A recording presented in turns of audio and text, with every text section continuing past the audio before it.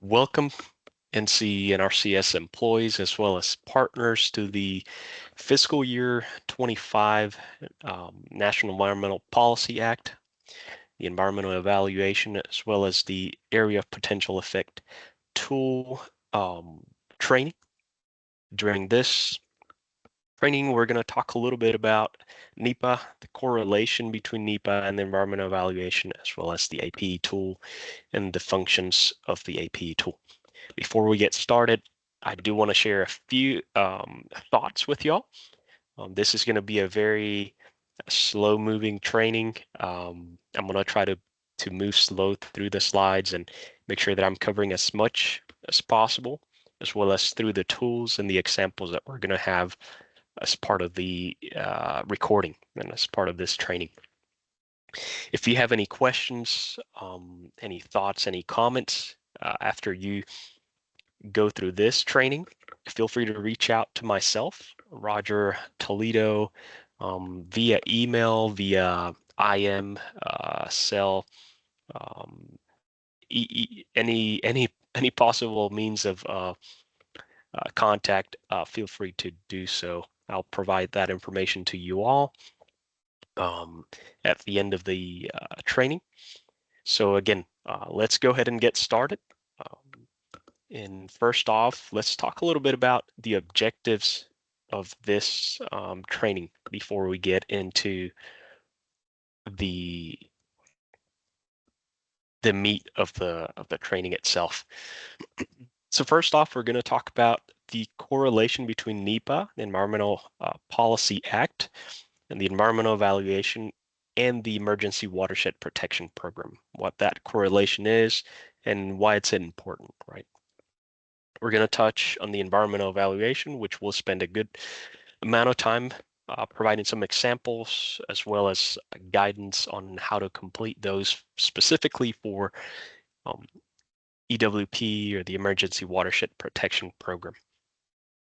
Then we're going to go through the correlation between NEPA, the environmental evaluation, and the 9 steps of the planning process. During this portion of it, NEPA, it's going to be kind of like behind the scenes, so you'll notice that. However, since we're talking about the environmental evaluation, NEPA has to be included as part of that conversation, but we'll keep that to a minimum. Then we have the completing the environmental evaluation, which we'll go in depth on that and step by step on how to complete the environmental evaluation.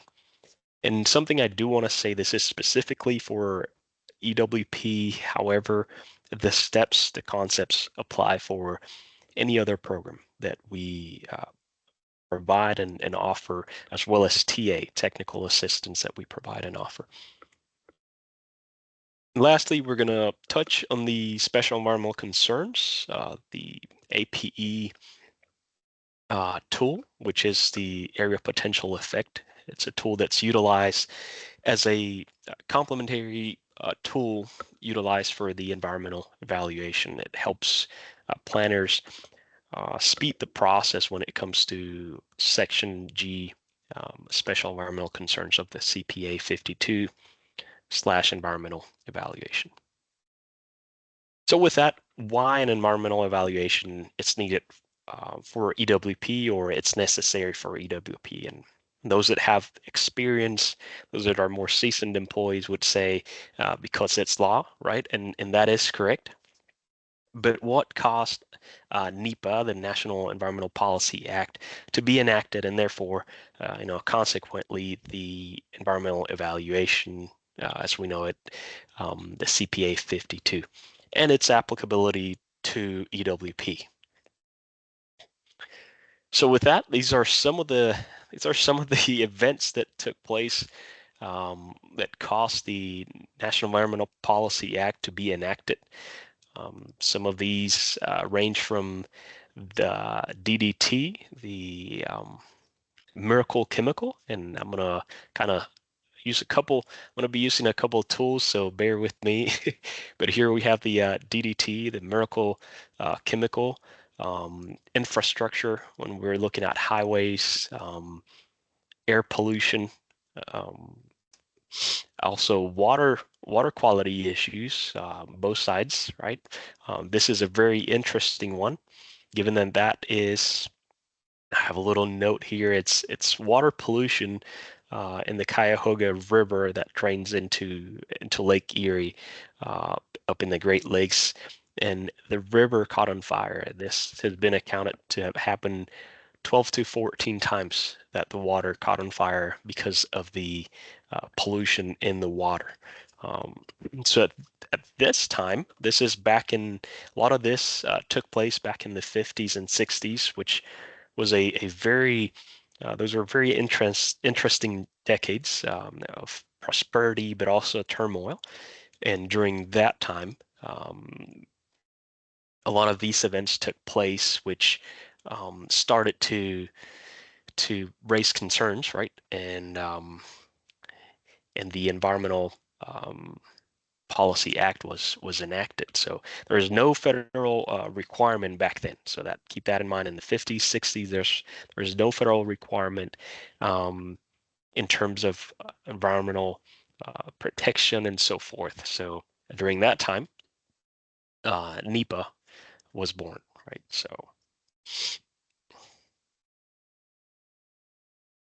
So what is NEPA? So again, we've mentioned it a couple of times. So NEPA is the National Environmental Policy Act of 1969. This was actually signed in January 1st of 1970, and the objectives of NEPA were to inform decision making and also the public involvement and disclosure of actions.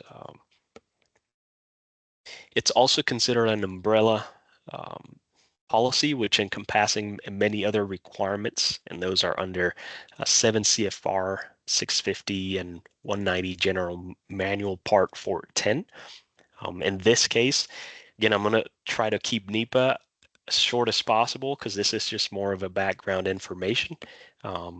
And then we'll get into the meat of the training, which is the environmental evaluation. But to be able to talk and go through the environmental evaluation, we have to make sure we cover the origins of the environmental evaluation. So NEPA also provides a mandate and a framework for federal agencies and the actions that we take. Those are, again, whether our financial assistance or technical assistance.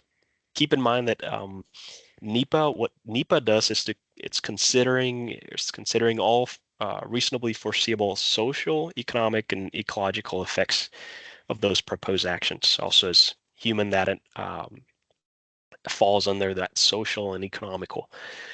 In the aspect of the environment, it's on the ecological side of things. So this policy, this law, what it does is it's consider every foreseeable action and the effects of those on, again, social, economic, and ecological. Also, it involves and informs the public in the decision-making process, as mentioned earlier. It's a way to have input from the public on whether or not those actions are impacting positively or negatively any of those social, economic, or ecological uh, areas. So with that, let's move towards how I like to present it a little better, right? It's more of a pyramid. Like we have the law, which is NEPA, the Act of 1969. We have the regulations, 7 CFR 650. We have the policy, and then the handbook.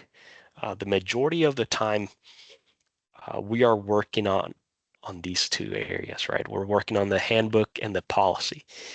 The regulations and the law, that's kind of out of our wheelhouse. So this is just to show the foundation of NEPA, right? And the environmental evaluation. So NEPA being the law that was enacted, the regulation that came with that law, and then the policy that was developed for that law, and then the handbook, which provides us, I would say, additional information on those policies and regulations on this specific area.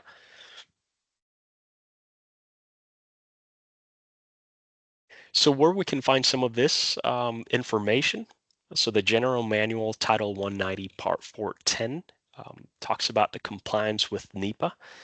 And this policy was last revised in March of 2010, June of 2010, and July of 2023. This is located in e-directives. You can surf through or search through e-directives and go to General Manual Title 190 Part 410, and that's where you would find compliance. Again, 190 Ecological Sciences, 410 Compliance with NEPA. And the purpose of this policy is to describe that procedure by which NRCS is to implement the provisions of NEPA, how we implement as an agency the provisions, laws, regulations of NEPA. And also describes the process that we utilize, which is the environmental evaluation, the NRCS CPA 52 as we know it, as the interdisciplinary environmental process to comply with NEPA. So again, this provides two specific bullets or types of information, and it's the process by which NRCS implements NEPA, and also the form, the tool that we utilize, known as the environmental evaluation, CPA 52, to complete and be in compliance with those regulations and requirements of NEPA. Also, you'll have General Manual Title 190 Part 410, the NRCS NEPA procedures ensure. And this is something that I want to touch on and keep in mind the highlighted sections, right? So the environmental evaluation process, it's important that it's available to citizens before a decision is made about actions that significantly affect the human environment. Also, it's supported to the extent possible by accurate scientific analysis that are technically acceptable to NRCS. So any of the tools that we utilize, whether it's Russell, SFAP, so forth, those are supporting scientific analysis that helps make that action possible, and it's provides supporting documentation of the extent of that that possible effect on the social, economic, or ecological areas. Also, it's available for public scrutiny. Documents are to concentrate on the issues that are timely and significant to the action, and environmental evaluation consequences are considered in decision making. And lastly, if possible, to identify an early action that has significant effect on the human environment to avoid that delays in decision making. So these are some of the top things that I would say to keep in mind when considering NEPA and the process of NEPA. So again, it's available to all citizens before that decision-making process. It's supported by scientific analysis, available for public scrutiny. These are documents that concentrate on the issue at time, right? And it's a procedural form or process is not much of a substantiative, and I'll explain that here in a second. And I think that's what highlights here, or what's mentioned here, rather than amassing needless detail, right? So we're talking about what we have now, what's needed now, instead of adding more that it's unnecessary. Also, the environmental consequences are considered in decision making, and this is to allow NRCS to assist individuals and non-federal public entities to take action that protect, enhance, and restore environmental quality. So again, keep these in mind when we're talking about NEPA and the General Manual 190 Part 410. This is what NRCS, what that procedure ensures that we follow through with. Title 190 Part 610, the National Environmental Compliance Handbook. It's another document that's found in e-directives.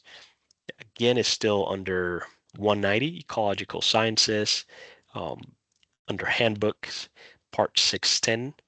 And this was last revised in 2016. And what ensures it provides that procedure and policy, again, between NRCS and NEPA, so the procedure that relates to NRCS in complying with the regulation, with the law, but also with the Endangered Species Act.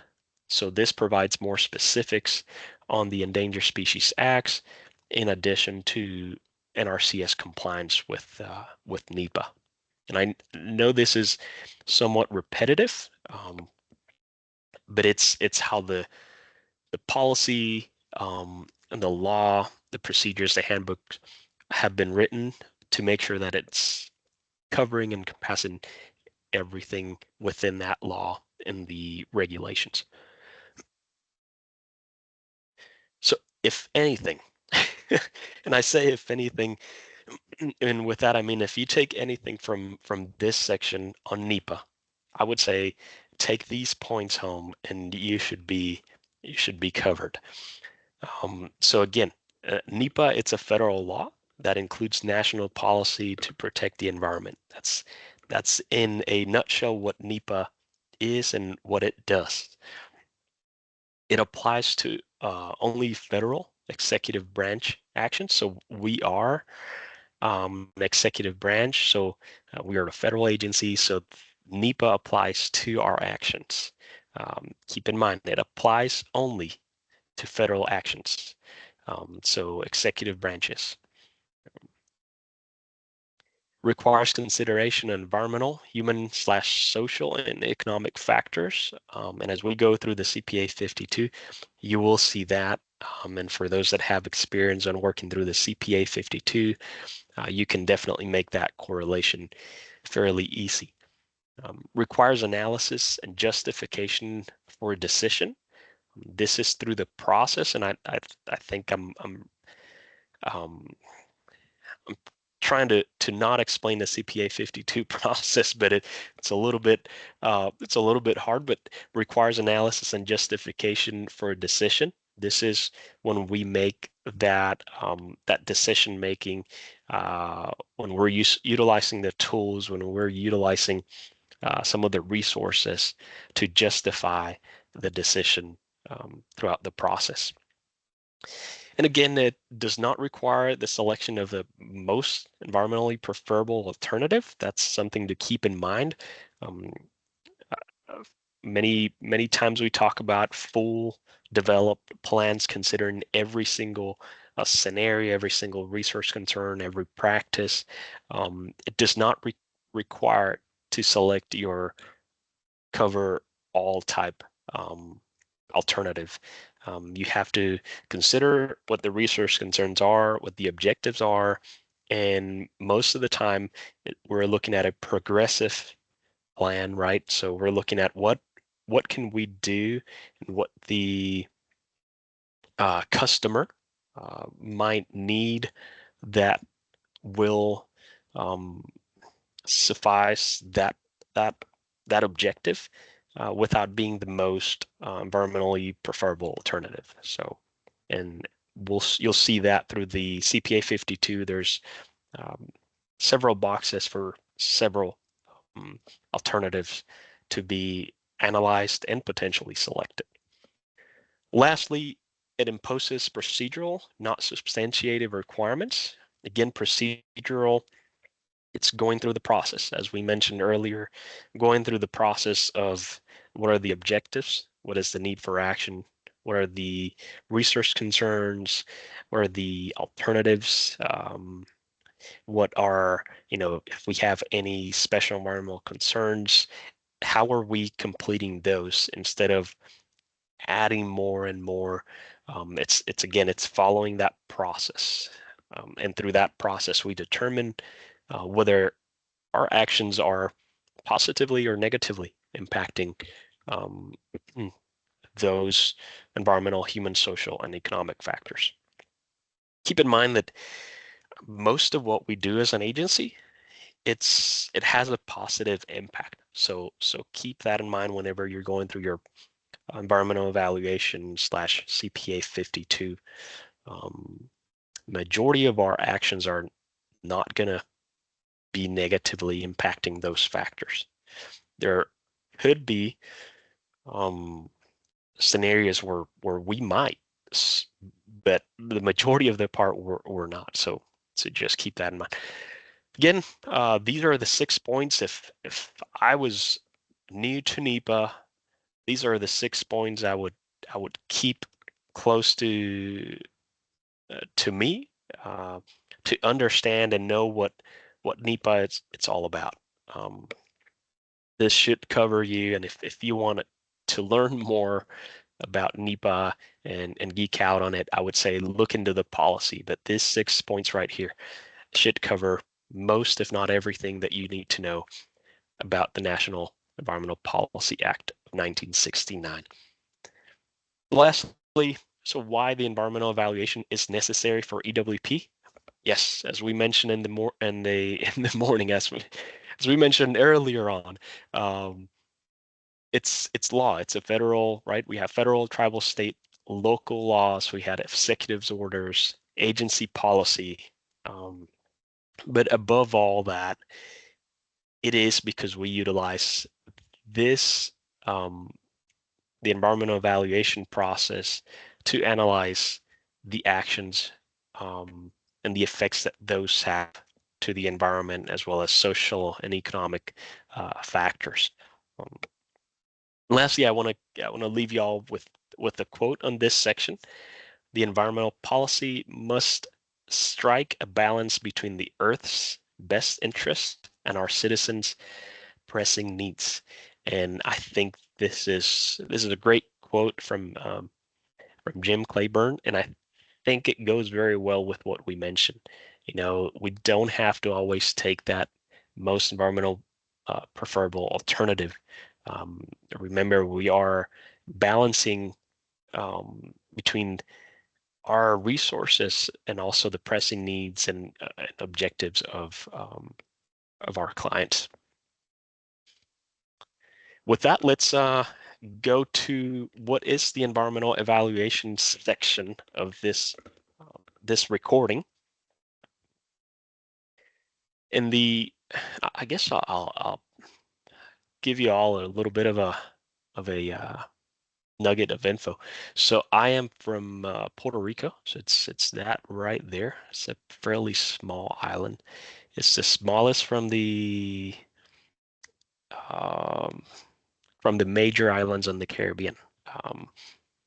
And yes, as you can see, a hurricane can definitely cover that place up pretty good. But yeah, I was born and raised there. It's a small island. It's 100 miles by 35 miles. So 100 miles long by about 35 miles wide. A little bit of info, it's that we had family on the south, and we also have family on the east. From the northwest. And anytime we took a trip down south, we would stay overnight. And just remember, this is 35 miles. Anytime we would go to the east, we would stay overnight. And that's just like maybe 65, 70 miles. And and I know it is kind of funny, and it's a break in the presentation. But think of it as this. I grew up there from when I was born till my early 20s. So that's all I knew in terms of distance. Like that's a long way. So nowadays I can go west to east or north to south and come back in the day, but back then it was, whew, that was a trip. So with that, let's get into what is the environmental evaluation. So the environmental evaluation is a concurrent part of the planning process, and we're going to talk about the 9 steps of the planning process here shortly, and how those correlate to the environmental evaluation. But before we get there, I do want to touch on the environmental evaluation itself. What it is, what is the official definition, right? And the National Environmental Compliance Handbook. So the policy that we shared with y'all in a few minutes ago, 610.2A 33, it defines the environmental evaluation as a concurrent part of the planning process. And I've highlighted concurrent part of the planning process because you'll see how the environmental evaluation follows in the first 7 steps of the planning process to the T, and how you can correlate those very easy. So it's a concurrent part of that planning process, which the potential long-term and short-term impacts of an action on, again, people, physical surroundings, and nature are evaluated, and those alternatives are explored. So you have long-term, short-term impacts, and how those actions, I guess, long-term, short-term actions, how those impact physical surrounding, nature, the environment, and so forth. Those social, economic, and ecological factors. Also, the environmental evaluation, it's required for all NRCS planning activities, and it's documented again on our NRCS CPA 52, the environmental evaluation worksheet. So with that, those two things that are highlighted on this slide, concurrent part of the planning process and a requirement, and it is documented, right? Those are very important to keep in mind, and that's why we have the process that we have in place. So again, what we're doing through the EE and environmental evaluation / CPA 52, we're assessing the long-term and short-term impacts of actions on social, economical, and ecological factors, and how those alternatives impact each one of those. So hopefully that was a decent explanation of the definition. With that, the environmental evaluation, it's specific to NRCS and FSA. We provide a lot of technical assistance to FSA when it comes to the CPA 52, and we'll touch on the responsible federal official when we get to that point, on actions that are specific to NRCS versus actions that are specific to FSA, and who is that responsible federal official. But for now, let's keep it simple. So specific to NRCS and FSA.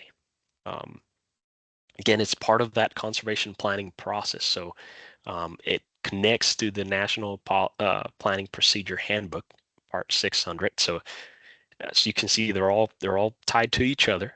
And what you're doing through the environmental evaluation, it's considering SWAPA plus H plus E resources. And this is where we're getting into the planning process, right? So the planning process, we have SWAPA plus H plus E, which means soil, water, air, plants, animals, humans, and energy.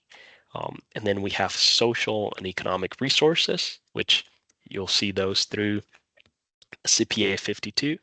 And lastly, special environmental concerns, which we'll touch on those as well. So this is where we start seeing how the environmental evaluation and the planning process are correlated. Lastly, if the implementation results in a federal action, it is also used to determine if a EA or EIS is needed, or a categorical exclusion may apply. So EA, it's environmental assessment. Again, EA, it's environmental assessment, or EIS, environmental impact statement. Majority of the time, an environmental assessment or environmental impact statement for our actions are not needed. We have some national EAs that we can utilize, and that's we're going to touch on those as well here in a little bit. But that would be for those that work through the CPA 52, that would be your EQIP 2022 or your CSP 2022, and might be wrong on those dates, but those are your um,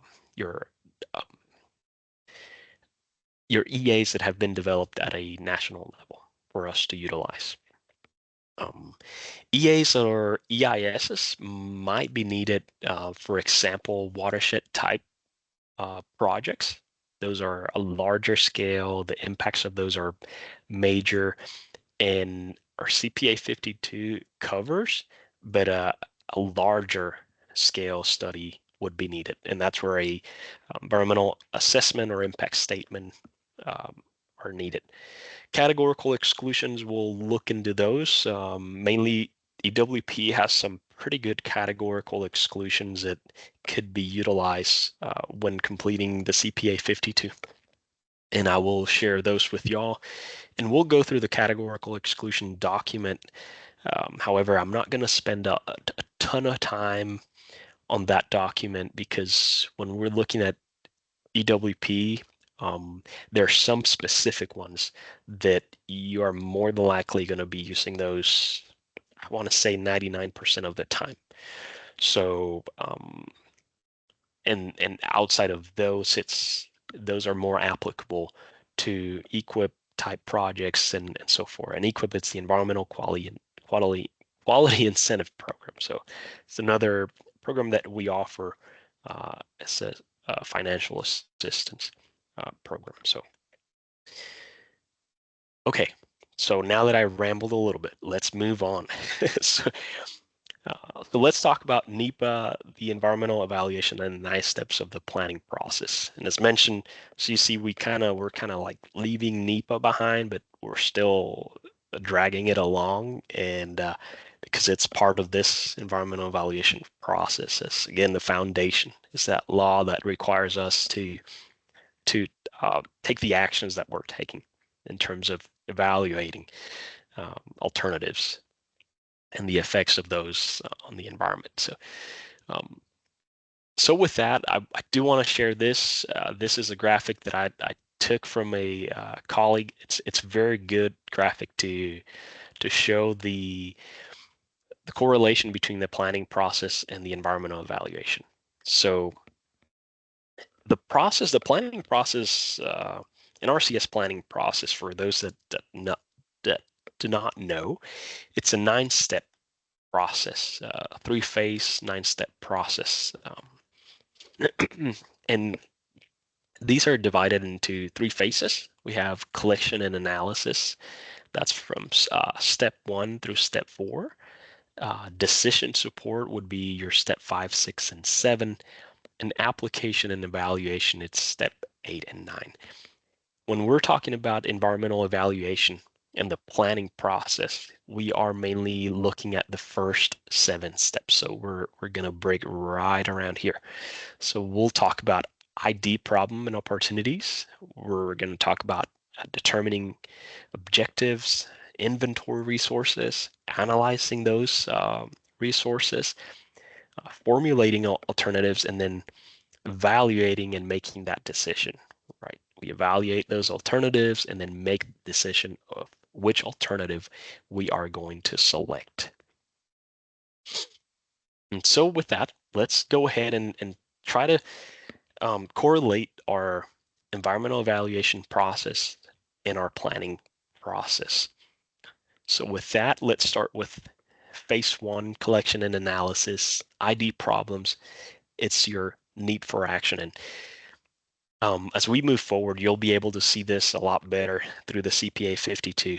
But there's boxes which are coded with letters, and these will provide you information of what's needed on that section. So ID the problem and opportunities, it's the need for action.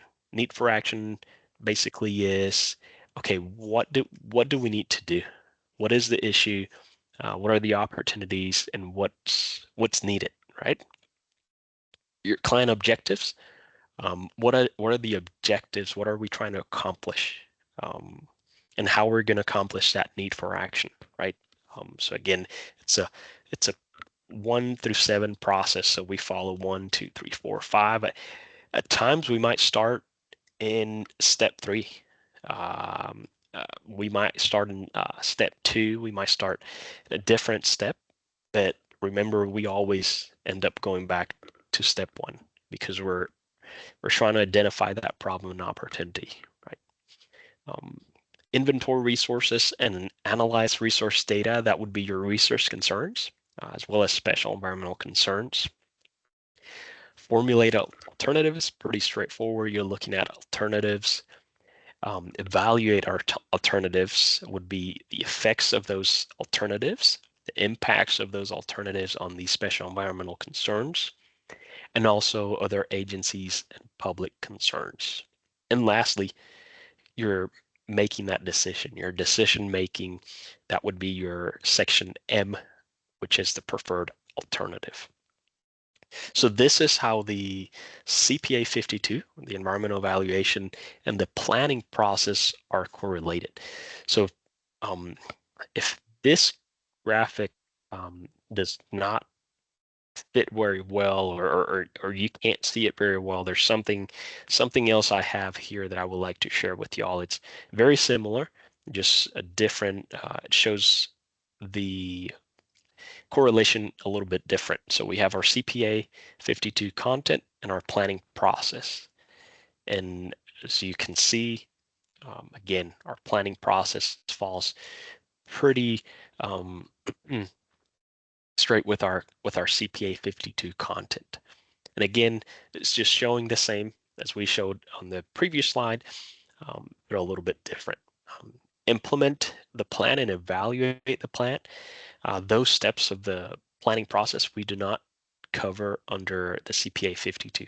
Remember, the CPA 52 / environmental evaluation, what it does, it allows to assess, right? It's an assessment form, and it helps us to make that decision of which is the least impactful, or which could be the most impactful positively, right? Not, it doesn't have to be negatively, positively, that meets those objectives, meets the objectives of that client or that project, that solves the ID problem, right? That solves that problem that has been ID'd. And as you go through the process, you evaluate those. So implementing the plan and evaluating the plan, those steps come after. So with that, we've pretty much completed the section of that correlation between the 9 steps of the planning process and the environmental evaluation. CPA 52, NEPA, all that jargon, right? So now if you want to take a little break, go for it. Take a little break, pause the video, stretch, do what you gotta do, eat a little snack, maybe a little more coffee would be helpful. I know this is a very dense, and I like the environmental evaluation, the CPA 52, but I understand that it could be daunting. It could be a little boring at times.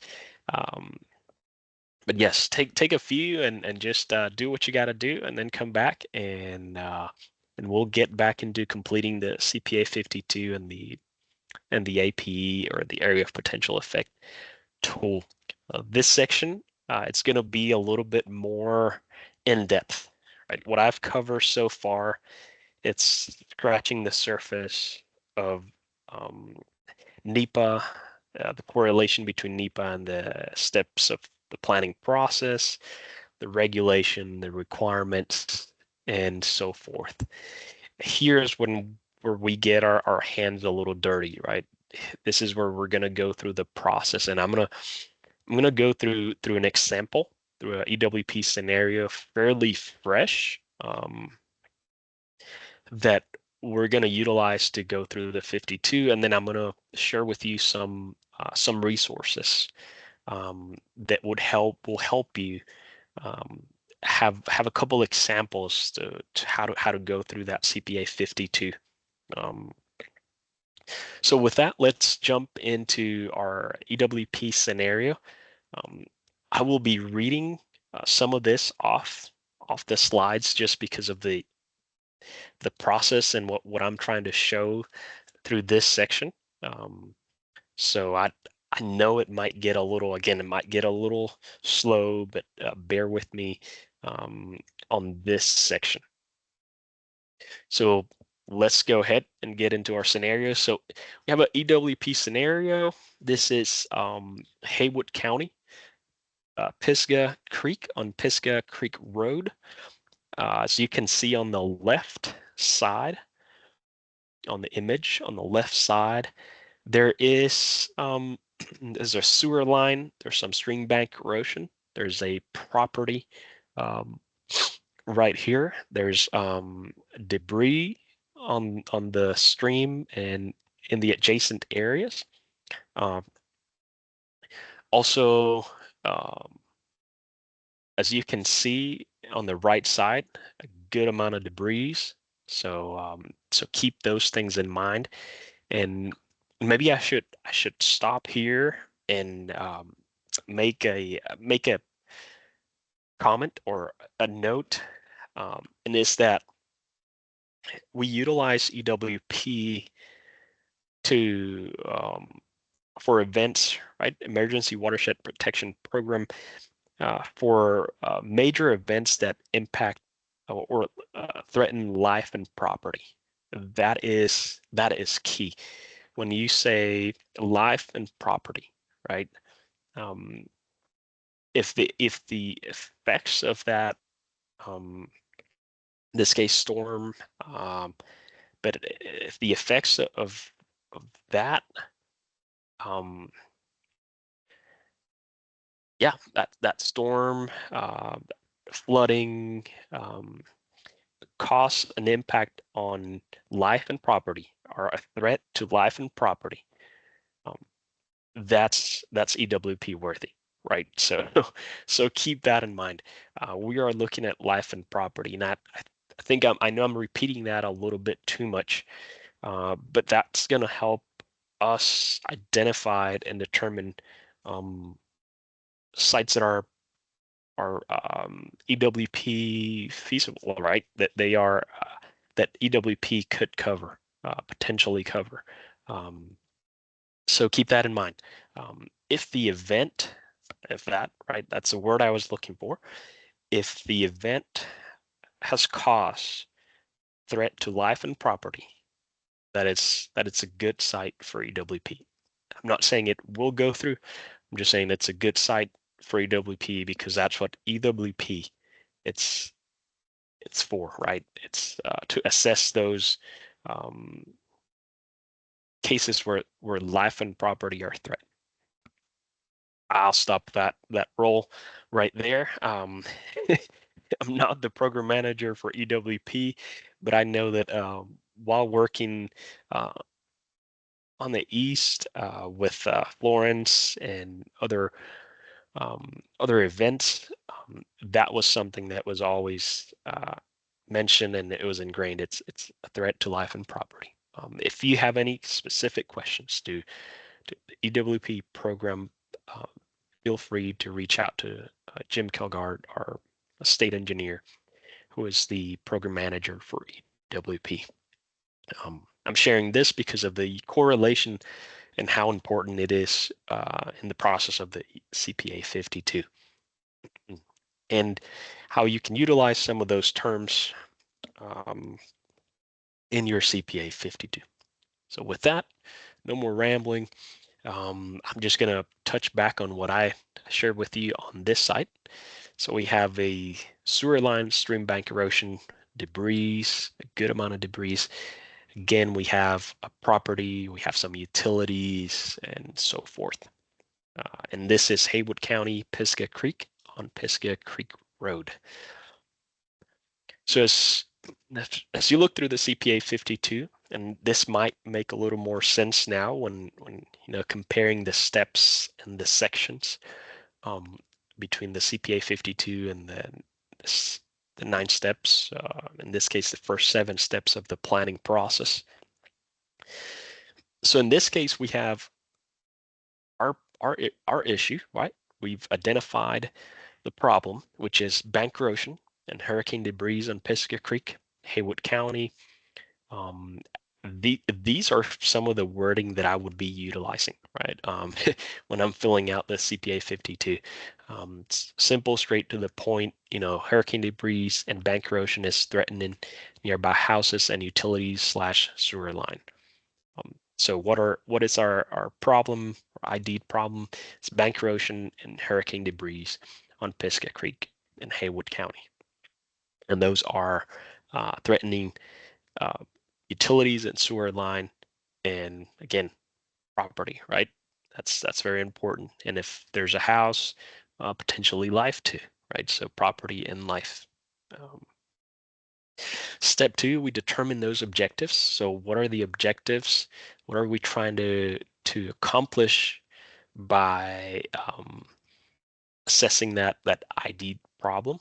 So we're trying to restore to pre-tropical storm threat conditions, and the capacity through the bank stabilization, right, of that stream, of that corridor, that area, that stretch, that reach.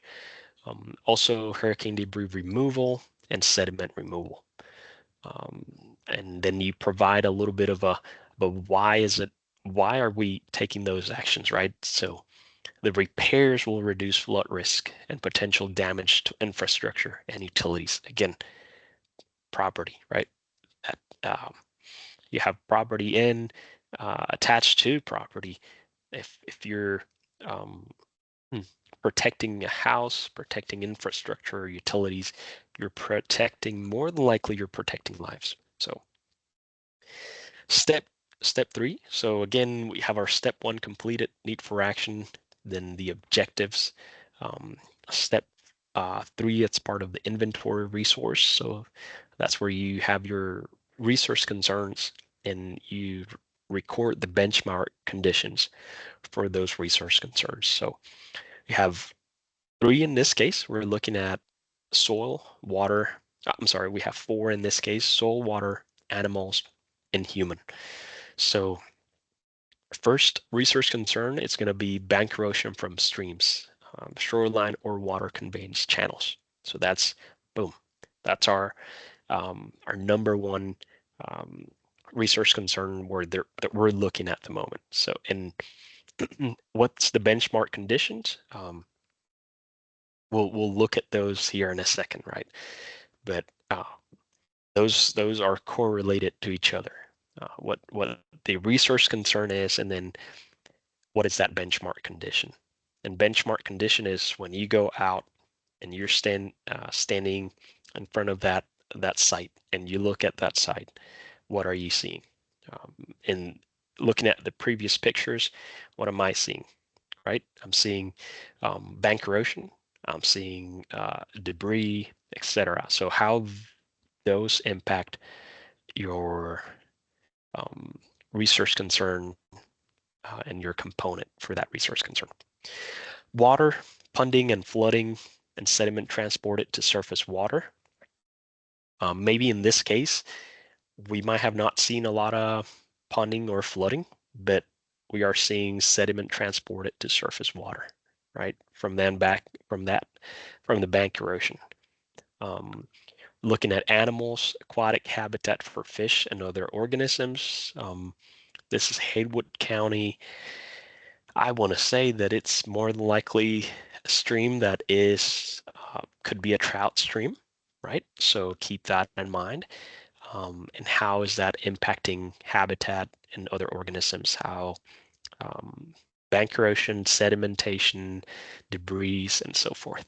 And then human, which is public health and safety. As mentioned, we have utilities, sewer line, infrastructure, and so forth. So again, keep that in mind, and how are those impacting your human resource concern or factor, right? So from there we go to step four. Step four would be your benchmark conditions, your analysis of those resources. You've selected those resources. So you inventory resources. Now you're analyzing those resources. So in this case, we have several, right? We have four resource concerns, and within those resource concerns, you have your analysis resources. So tropical storm debris threatens functionality of the channel. That goes back to that um, soil resource concern. So bank erosion may compromise nearby structures and utilities that can fall under your soils and also human factors. Uh, Tropical storm debris and channel creating potential for upstream flooding. That's when you're looking at your water resource concern, that ponding and flooding and sediment transported to surface water. Then also erosion causing downstream sediment deposit along with tropical storm debris. So again, we're looking at that water resource concern, potential um, soil research concern, and human research concern. They are very correlated, right? It's almost like one affects the other, and the other affects another one, right? So keep that in mind, how they are um, correlated between each of them. And then lastly, tropical storm debris and channel is negatively impacting local fish and wildlife. And I know that that's a little bit vague in terms of impacting local fish and wildlife. But keep in mind, we're looking at habitat for fish and other organisms. So how that debris it's impacting, how that sediment it's impacting. Remember, and I might be going a little too fast, so I'm gonna I'm gonna slow down. But remember that sediment turbidity, right? Elevated temperatures, how those impact the aquatic habitat for fish and organisms, fish passage as well. If the debris is it's not allowing fish to pass, so keep that in mind. And within the analyzed resources, I would say for EWP, it's very unique because you're not running Russell, you're not running some of those tools. A lot of it is visual pictures. What are you seeing? And how you can correlate what you're seeing, what's in those pictures to what we're explaining here. But also keep in mind that you have to uh, run or utilize the proper tools that have been identified for assessing that resource data, for analyzing your resources. So if you have a EWP specific form that you have to fill out, make sure that it's properly filled out. Make sure that you're providing substantial information on that form. I think there's several examples where you can't see what it's impacting. You know, there might be a lot of debris, kind of like the picture I showed earlier. It's a lot of debris, and that's all we see. Um, we can't see the potential impact downstream. We can see the potential impact right next to it because the picture only shows that debris pile. So make sure that you're stepping back and you're showing that full impact.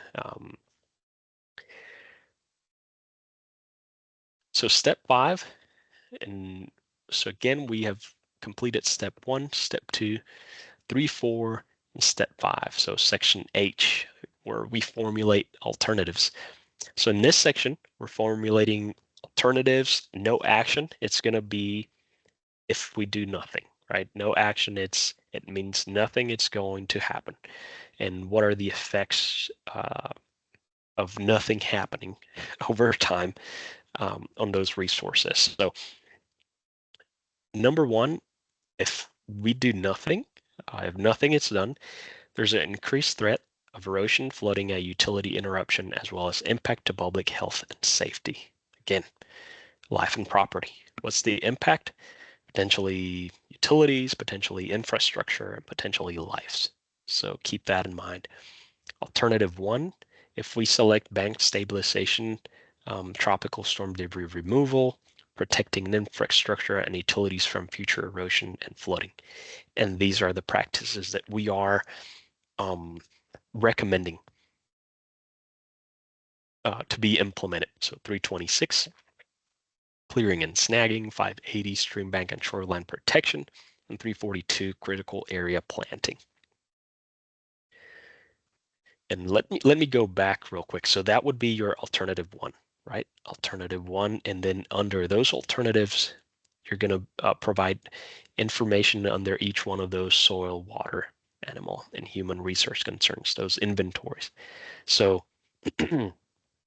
so my inventory resource that I have selected here, and my alternative one, I have to make sure that I provide that information, right? And for example, and we'll see this on a CPA 52 completed and filled out here in a little bit, but as an example, we have soil. So bank erosion from stream, shoreline, and water conveyance channel. My alternative one includes clearing and snagging, stream bank and shoreline protection, and critical area planting. So in this section, I'm going to provide document. I guess I'm not going to provide document. I'm going to document the impacts, the effects of my alternative one on that resource concern. So if my alternative one includes stream bank and shoreline protection, how is that going to positively impact that resource concern that we identified? So through bank stabilization and tropical storm debris removal, we will be protecting infrastructure and utilities from further erosion and flooding. And I think I'm allowed to say this, but this is pretty much what I would write in that section, right? That's what I would write in that section. So again, keep in mind that it could sound, it could be redundant, but we're still following that procedure. We're making sure that we're connecting our ID, that problem and opportunities, to our objectives, to our research concerns and analysis of those resources, to our alternatives, and then the evaluation of those alternatives in our final decision. So I'm going to move forward. So we still have a few more slides on this. And so step 6, again, and that's what we just kind of slide into with that last slide. So step 6, we evaluate our alternatives. So no action. Our no action, what are the effects of our no action on those resource concerns that we've selected, right? So no action, will tropical storm debris threatens functionality of the channel. Again, bank erosion and compromises structures and utilities. It can create potential flooding, upstream flooding, also downstream sediment deposit, along with tropical storm debris, and negatively impact local fish and wildlife habitat, right, and passage and so forth. So, so make sure that you utilize that verbiage and you add those to your specific resource concerns. So we're talking about bank erosion. Boom, that bank erosion may be compromise a nearby structure and utilities, as well as that functionality of the channel. Oof, that is your no action documentation for that specific resource concern. Debris and sedimentation, flooding, boom, that's for your water resource concern, and so forth. When we come down to the human, economic, and social considerations, that's where we're looking at. Hmm, Oh, and we used that word earlier on. Let me go back here. Public health and safety. There you go. That's that section right there. I'm going to go forward. Human, economic, and social considerations. That's where you want to record that public health and safety very well. And both. What would happen if no impact, right? If no action is taken, and then what would happen with your alternatives? So alternative one, And going back, now I know maybe I shouldn't, but going back to it, um, life and property. Remember how that impacts um, life and property. So alternative one, same as we were with no action. We're going to take those and utilize those to document our positive impact on those resource concerns, right? So removal of tropical storm debris will reduce flooding risk. So that's with your water resource concern. Um, Stream functionality and habitat to pre-tropical storm conditions.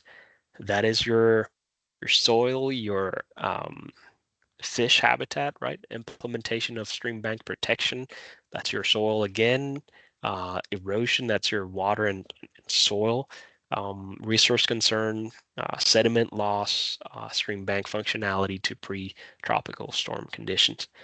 Something I missed to add here, again, it's that nearby structures and utilities, life and property, again, infrastructure and so forth. So our alternative one will positively impact those. And how? Well, if erosion, it's if stream bank, it's stabilized. If erosion is stabilized, if debris is removed and no flooding impact, right, that provides a positive impact to protecting life and property. Hmm. Then human and social considerations. I guess I have it right here in front of me. So um, keep in mind how those again impact. And I guess I should have just looked down. But how those impact human, economic, and social considerations. And just so y'all know, I did review these slides. So uh, I guess I just missed it. But no action, right? Those conditions have caused bank erosion, nearby homes, public utilities, roadways, bridges, whatever might be the case. But make sure that you are recording it in the CPA 52. And again, those words are very important, creating potential threat to infrastructures, homes, utilities, and roadways, and life as well. And then our alternative one, which would be here, right? How it positively impacts. So it minimizes future damage to infrastructure as well as reduce and eliminates the threat of to infrastructures, homes, utilities, and roadways, as well as life. So hopefully that provides you all with a somewhat good example, and I'll come back to it because we're going to do another example. Um, and we continue. So section G, and this we'll touch on this here in a few. It's a little bit more in depth on special environmental concerns, but again, it's the same process. You, in this case, you're already given those inventory, so those resources that you have to inventory. So like Clean Air Act, Clean Water Act, coral reefs, coastal zone management. If we go back all the way down, we have wetlands, riparian areas, and so forth. Very important cultural resources, environmental justice, and so forth. And how your no action is going to impact those, and how your alternative one is going to impact those. And again, these impacts can be positively or negatively.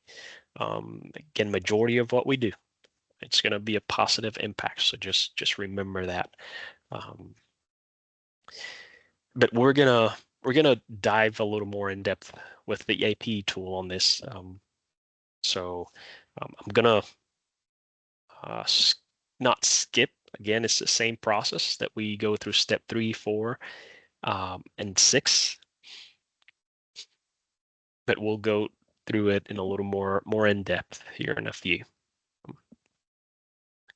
And by the way, that is the actual site that we just looked at and we talked about. So just figure you might want to know.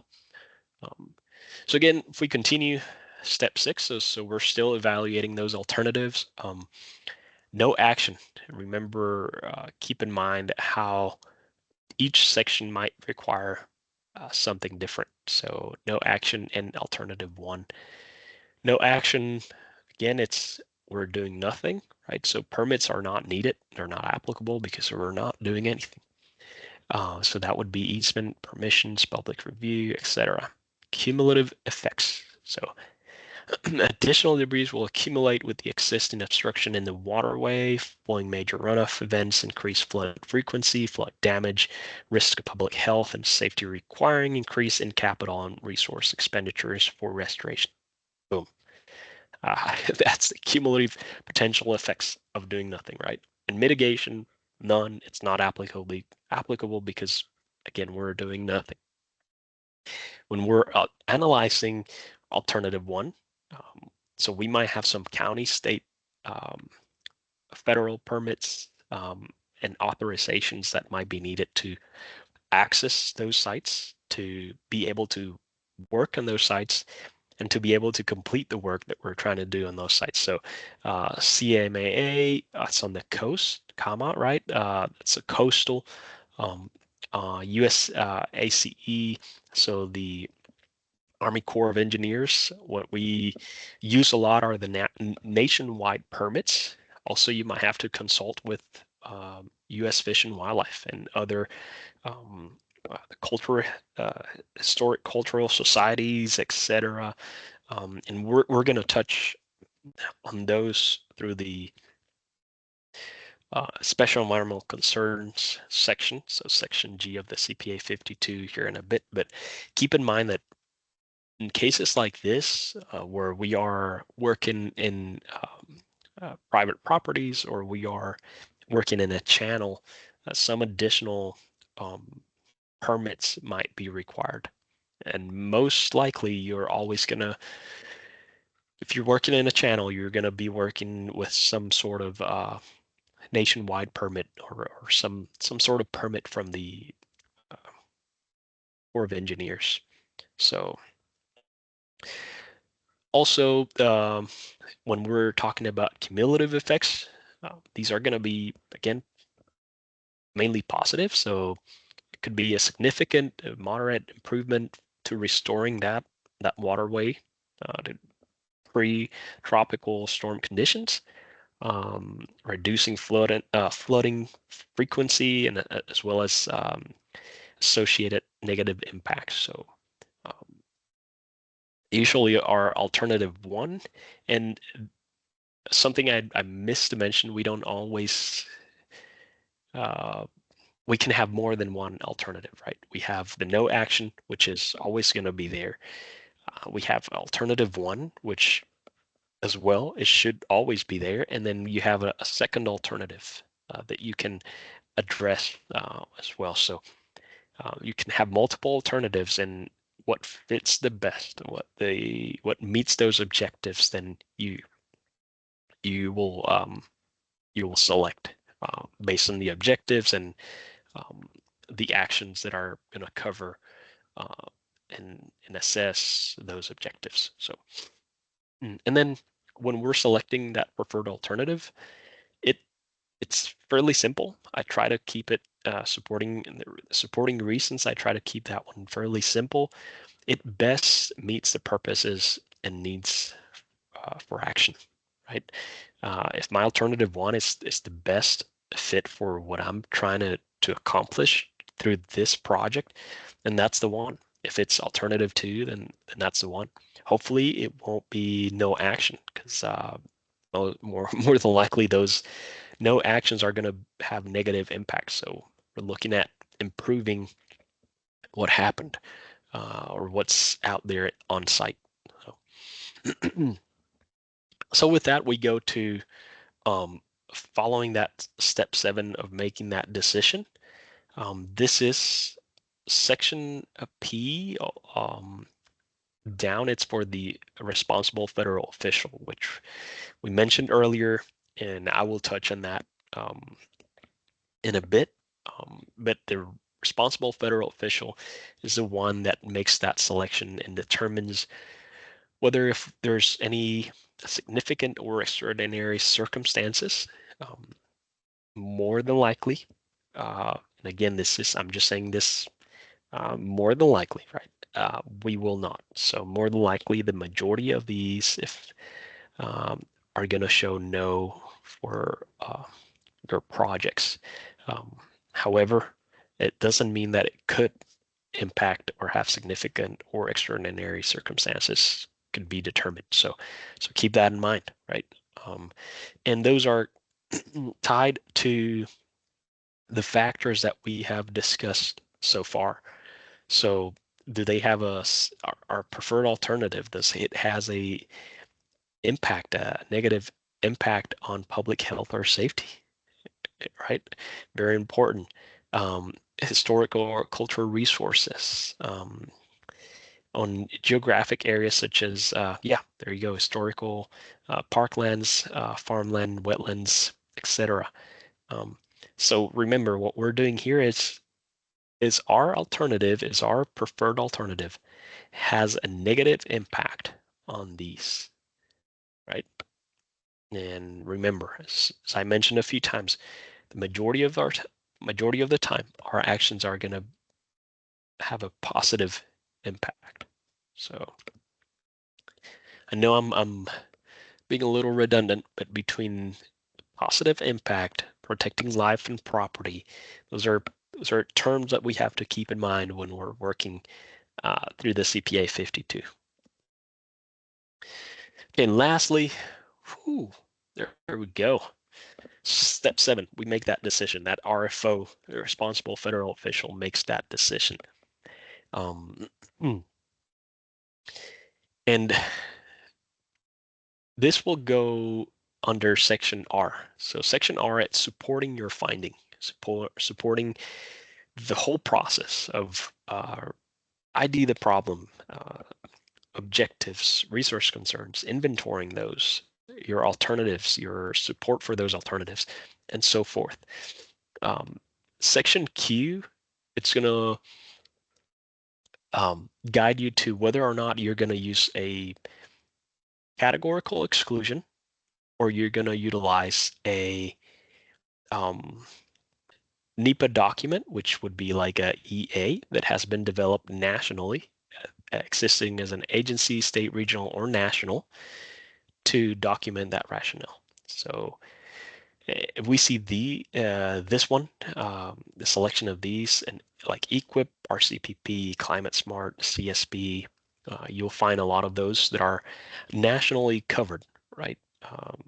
So there are national NEPA documents that have been developed for those specific programs that cover the actions of those programs under that specific document, that specific environmental assessment. The categorical exclusions are more specific to an event, are more specific to a practice, and the actions that are being taken. These are, when it comes to legal weight, categorical exclusions have a lot more weight because they are so specific that they tie very well with the actions that you're taking, and it explains why. Why are we selecting that categorical exclusion based on the actions that we're taking and why we're taking those actions? And those actions are covered, supported by those rationales under categorical exclusions. And I'm going to go through that document, not super in depth, but there's some policy that provides that information as well. So in this case, I'll stop rambling on that, and I'll go through the categorical exclusions that we are selecting. So for section Q, which is this section here, in the case that we are using categorical, in the case that you're using categorical exclusions, and maybe I should rewind here and explain a little bit of what section Q is. So section Q, again, it's going to provide supporting documentation, NEPA compliance findings with your preferred alternative. So, and whether or not it's a federal action or it's not a federal action, right? So in this case, number one, it's not a federal action. And most of the time we utilize this for projects that we do outside of financial assistance. That would be more of a technical assistance. For example, working with our soil and water conservation districts, or working with a client that just wants some technical assistance. So it's not a federal action, and then you would select, it's not a federal action, so no FAA, it's been provided. Um, it's just technical assistance, and there is a finding document, NEPA document, that provides that.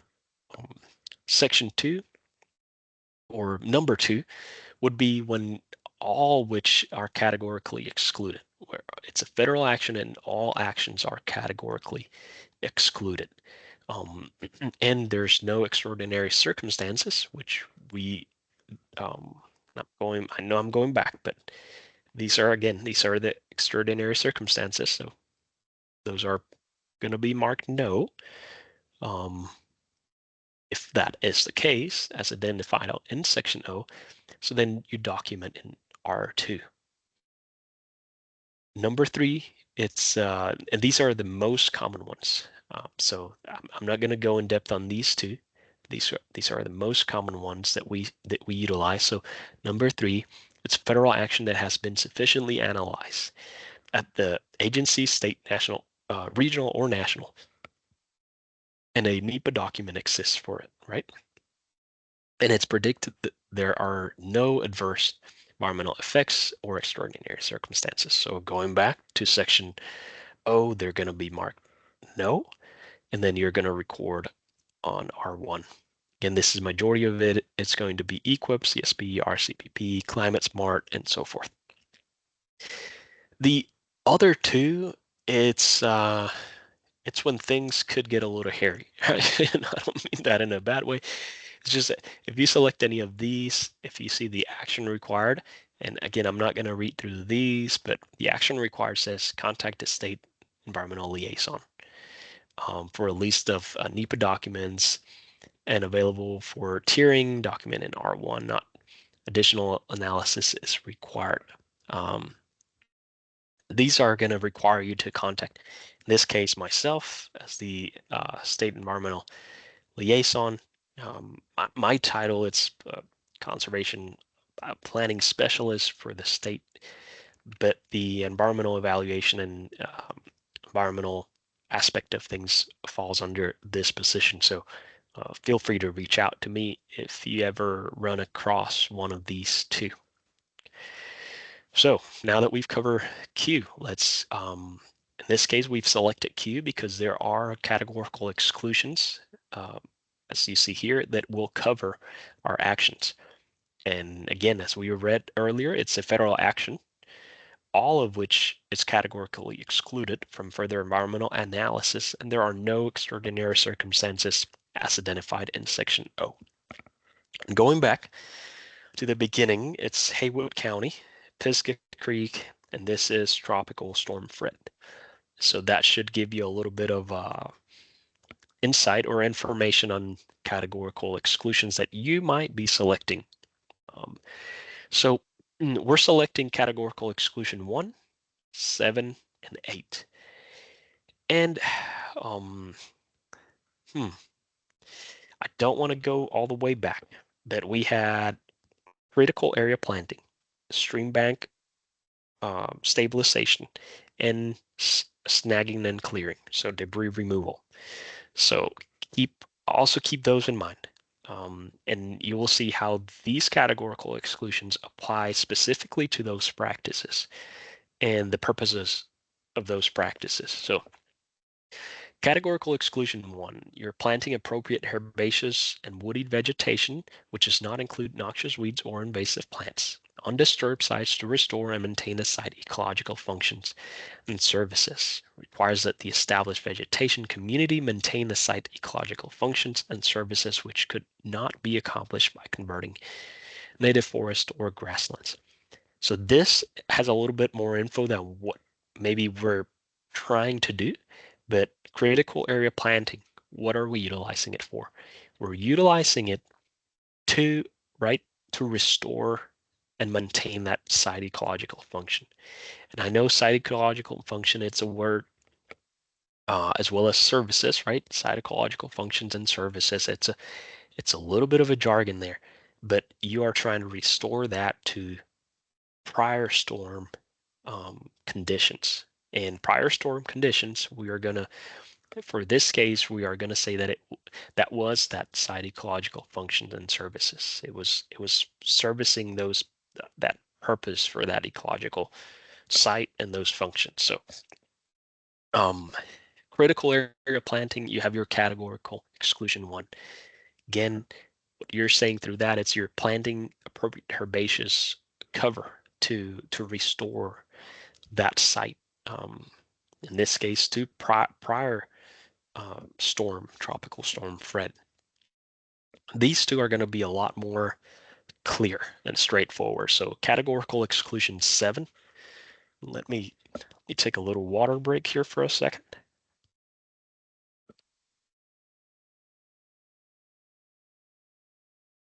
Okay, and I don't know if y'all noticed, but it's informal. I don't have an audience, so I'm talking to myself. It's pretty interesting. Um, so categorical exclusion 7. So we're removing storm debris and sediment following a natural disaster where there is a continuing and imminent threat to public health or safety, property, and natural and cultural resources. And removal is necessary to restore land to pre-disaster conditions to the extent practicable. Excavation will not exceed the pre-disaster condition.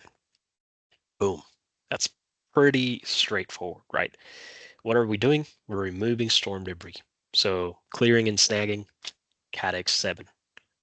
Um, as well as, let's see, probably apply somewhat to that uh, sediment and stream bank, but let's look at categorical exclusion 8. Stabilizing stream banks and associated structures to reduce erosion through bioengineering techniques following a natural disaster to restore pre-disaster conditions to the extent practicable. Practicable, yes. For example, utilizing of living and non-living plants materials in combination with natural and synthetic support materials such as rocks, riprap, geotextiles for slope stabilization, erosion reduction, and vegetative establishment of appropriate plant communities. So bank shaping and planting, brush mattresses, log roots, WAD, and boulder stabilization methods. So another pretty straightforward categorical exclusion. So that's, I hope you can see the correlation between the practices, the categorical exclusions, the actions, the effects, and the objectives and purpose of what we're doing, right? It it all ties together here at the end. So um, hopefully that was clear enough. And again, I'm going to go through the categorical exclusion document, and I'm going to show you where to find it and all that jazz.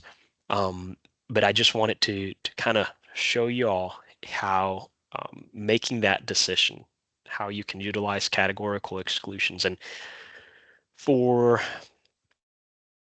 EWP projects, these would be my top 3 categorical exclusions. If I'm not doing stabilization of that stream bank, then CADEX 8 won't be needed, right? But more than likely, if I'm doing some sloping and I'm doing some uh, planting, right? Even sloping, categorical exclusion 8 still applies because you're stabilizing, right? But if you're just removing debris and seeding some areas, uh, boom, categorical exclusion 1, categorical exclusion 7. Um, More than likely, you're never going to use categorical exclusion 1 alone in EWP type projects because more than likely you're not just only planting cover. You are going to be there reshaping, stabilizing, and planting cover. You're going to be removing and planting cover, or you're going to be removing, stabilizing, and planting cover. That's and again, that's my perception of it. That's how I see it.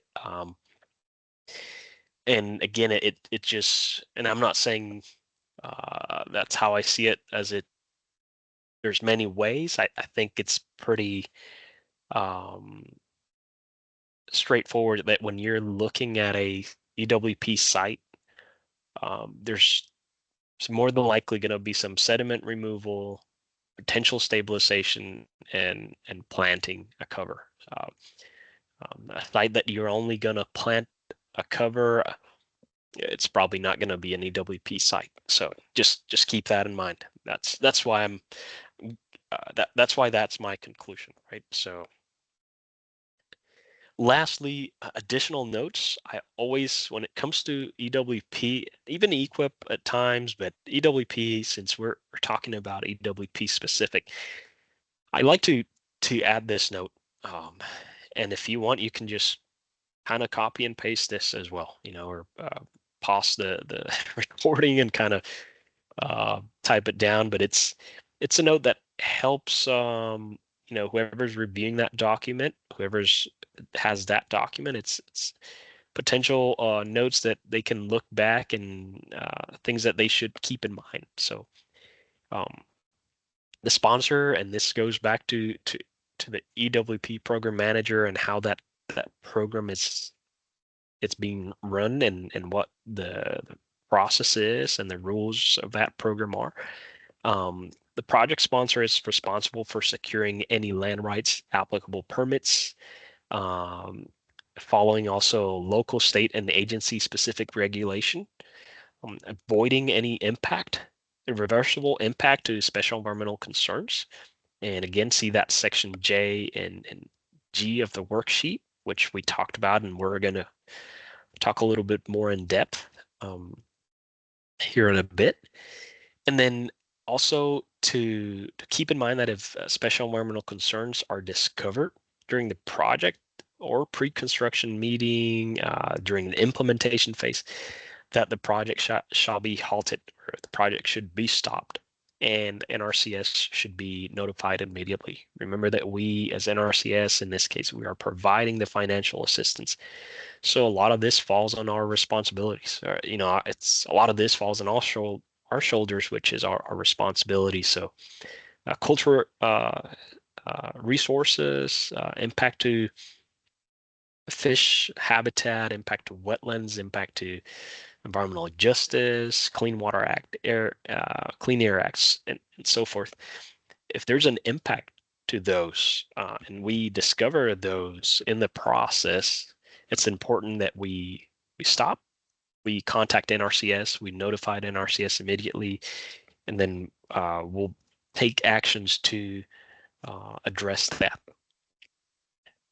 Ooh, with that, let's go into the guide for using categorical exclusions. And I'm going to try not to go into a rabbit hole, because I try to do my best to give y'all a hint of what are going to be your top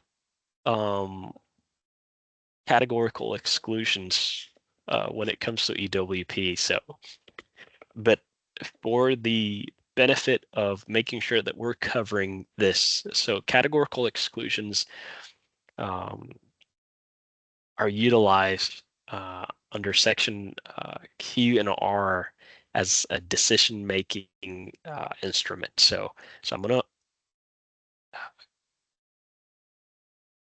click on that link, and hopefully this, well, it should work. So I'm going to, yep. So it's gonna take us straight to the EFOTD, the Field Electronic Field Office Technical Guide, and so you're gonna see section 2. NEPA, National Environmental Policy Act, categorical exclusions, and here's where the document it's housed. I'm going to go all the way to the top.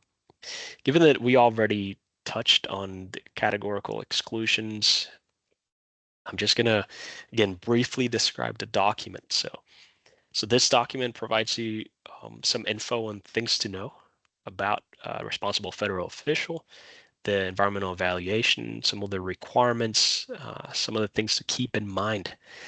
It provides a definition of categorical exclusions, which are actions that do not individually or cumulative, and in our case was a cumulative, have a significant effect on human environment that have been found to have no such effect in federal agency NEPA procedures, and for which therefore neither environmental assessment or environmental impact statement are required. And again, actions. That goes back to what are the actions that we're taking? Removing debris, um, stabilizing a stream bank, and potentially reseeding an area. So those are the actions that we're referring to. And that's why the categorical exclusions apply so well to those actions based on the definition of that categorical exclusion. Next pages, you have some hyperlinks to specific sections of this document. Something that you have to keep in mind, and I'm gonna touch on this. So when to use categorical exclusions. So you have to, or you can utilize categorical exclusions. It's not a must. So you can utilize categorical exclusions when you meet the overarching criteria. And overarching criteria are found right here. There are 6. And if you read through those, you're going to see that more than likely, about 99% of the time, you are going to meet those overarching criteria, as well as the specific CADEX criteria. And that's when it gets a little tricky. Some CADEXs are not applicable, based on the definition, based on the actions that we're trying to take. Those will not be specific, and that's why we utilize the programmatic document, the EQIP or CSP or RCPP, to cover those that are not so specific in terms of when we look at categorical exclusions. And we'll look at 1 or 2 just to so it makes sense. And then have no extraordinary circumstances. And that's what we touched on earlier, section O of the CPA 52. But also it's provided here in page 3, so the sideboards. If I go down, these are extraordinary circumstances, very similar to the overarching criteria. If you read through the extraordinary circumstances, about 99% of the time, I want to say 100% of the time, but I can't. So, but 99% of the time, those are going to be met. You're not going to have a significant adverse impact. So those are the two bullets that you have to meet in order to use categorical exclusion. So overarching criteria and extraordinary circumstances. So keep that in mind. And if you meet those 2, then you can potentially utilize a categorical exclusion if it applies to your action. If that categorical exclusion specific criteria, right, fits within your action. When not to use categorical exclusions. First one, I'm going to say it right away. It's if there's an adverse impact. That's under Q. That was 4 and 5. If you have an adverse impact, just reach out to us, myself, state resource conservationist, and we will address and we'll see what steps are to be taken next. But keep in mind that if you have an adverse impact, you're not going to be utilizing categorical exclusions, and more than likely, you're not going to be using programmatic either. We're going to have to look into it and at the local area and state level, make sure if there's any other actions that we can take to not have an adverse impact.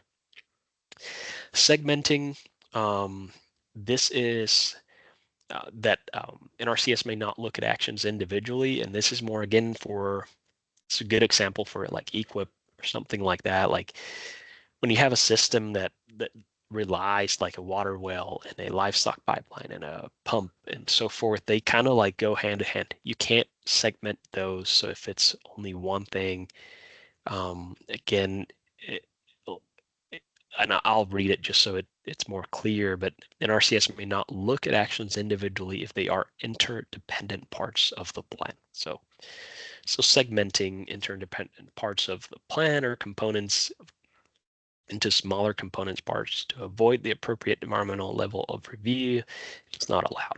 So that's that.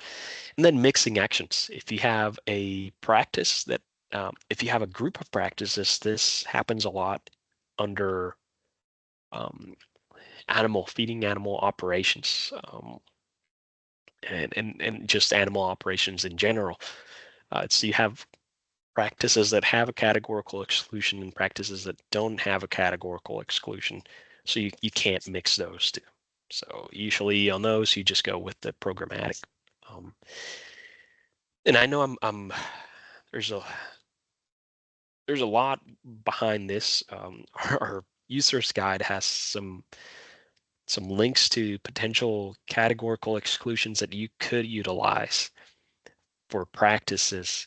But again, just keep in mind that is, you have to make sure that your actions in that categorical exclusion specific criteria are in sync, right? And since we're talking about EWP, again, the majority of the work we do through EWP is going to be stabilization, debris removal, sediment removal, and reseeding, right?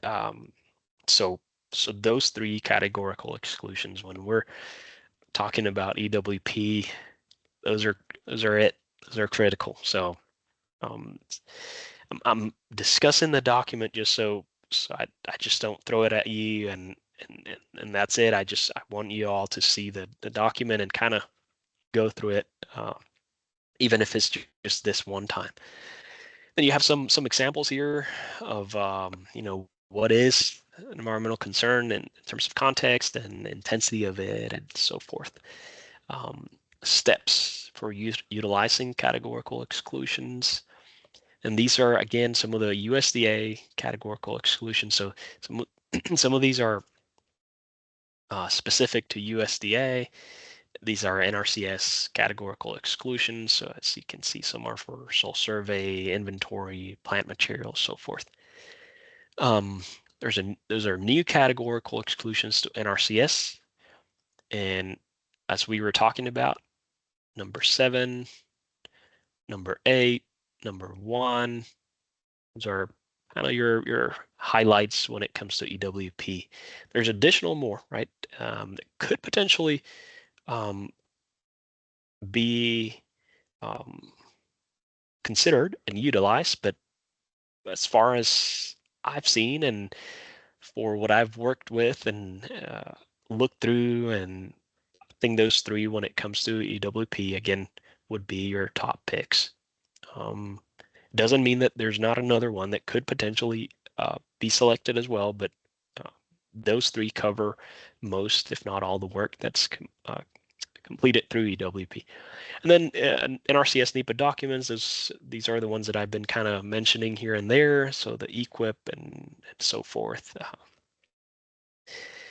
So this is, again, part of the categorical exclusions document. It provides a practice name, and then the possible categorical exclusion to be used. That word, it's very important, possible, because we have to make sure, again, that our actions meet that specific criteria for that categorical exclusion. And very important, and I'm not going to read through this, but it's very important then as an RFO, the responsible federal official, filling out that form and signing off on that form, you read through these and you keep those in mind. Some of them, as mentioned, some of them don't have categorical exclusions. You have to utilize programmatic NEPA documents. And some of them do have categorical exclusions. single categorical exclusions, just like 324 versus 314, 315. They have multiple categorical exclusions that you can choose from. So again, this is as far as I'm going with this section, um, because I think we've covered, for EWP, we've covered what I would say would be what you need to know it, and if you want to know more about it, and then if there is a practice that you're implementing through EWP that it's not critical area planning, it's not stabilization, it's not debris removal, then come to this document and look through that categorical exclusion and see if those are meeting, or if they fall within that that requirement. And I'm taking a little water break again.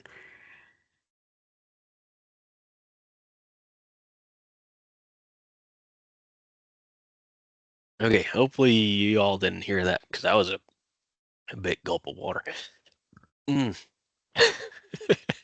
Okay, so continuing with the document, hopefully this makes justice to the categorical exclusion document. So I'm gonna go all the way through the top, and if I go down at once we get to that section, the rest of it's just practices. Um, so I'm gonna close here, and again, this is located in Section 2 under National Environmental Policy Act, NEPA, and categorical exclusion. So I'm gonna close that, and go back to the presentation. Whoop, and there you go. Again, that's where you'll find it. That's where you can find the 52, and also some of the special environmental concerns, categorical exclusion, as well as the APE analysis web tool.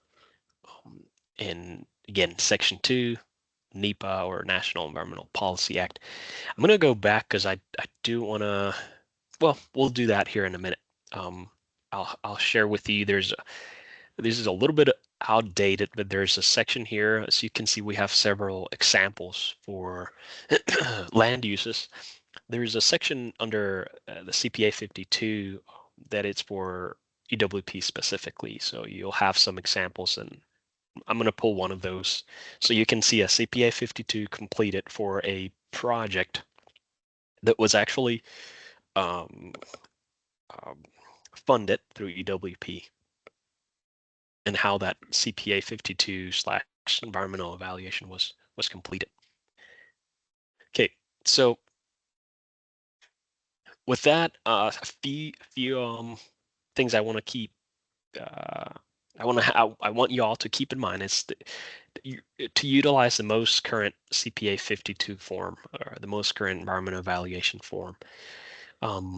We have two. They're the same version, and they're the same form. One of them, it's macros enabled, and the other one, it's non-macros enabled. The macros enabled, it's to allow faster, I would say, faster assessment for practices and projects that go through CART, to our assessment and ranking tool, our conservation assessment and ranking tool. EWP, it's one of those uh, programs that does not go through CART. So we use the non-macros enable, and it's just a spreadsheet pretty much. And macros enable is a spreadsheet, but it provides some, again, macros to allow fast copy paste, and it helps planners with the process of selecting resource concerns and analyzing it and so forth. So when we're looking at EWP, we're going to use the non-macros enable. And if I go back one slide, as you can see, those are going to be under NRCS CPA 52. And these are a little outdated, but if you go into at least the screenshot, right? If you go in and the Field Office Technical Guide, Section 2, you'll find the newest forms there. So something else I want to keep you all posted on is the state supplement for completing the CPA 52 and the responsible federal official.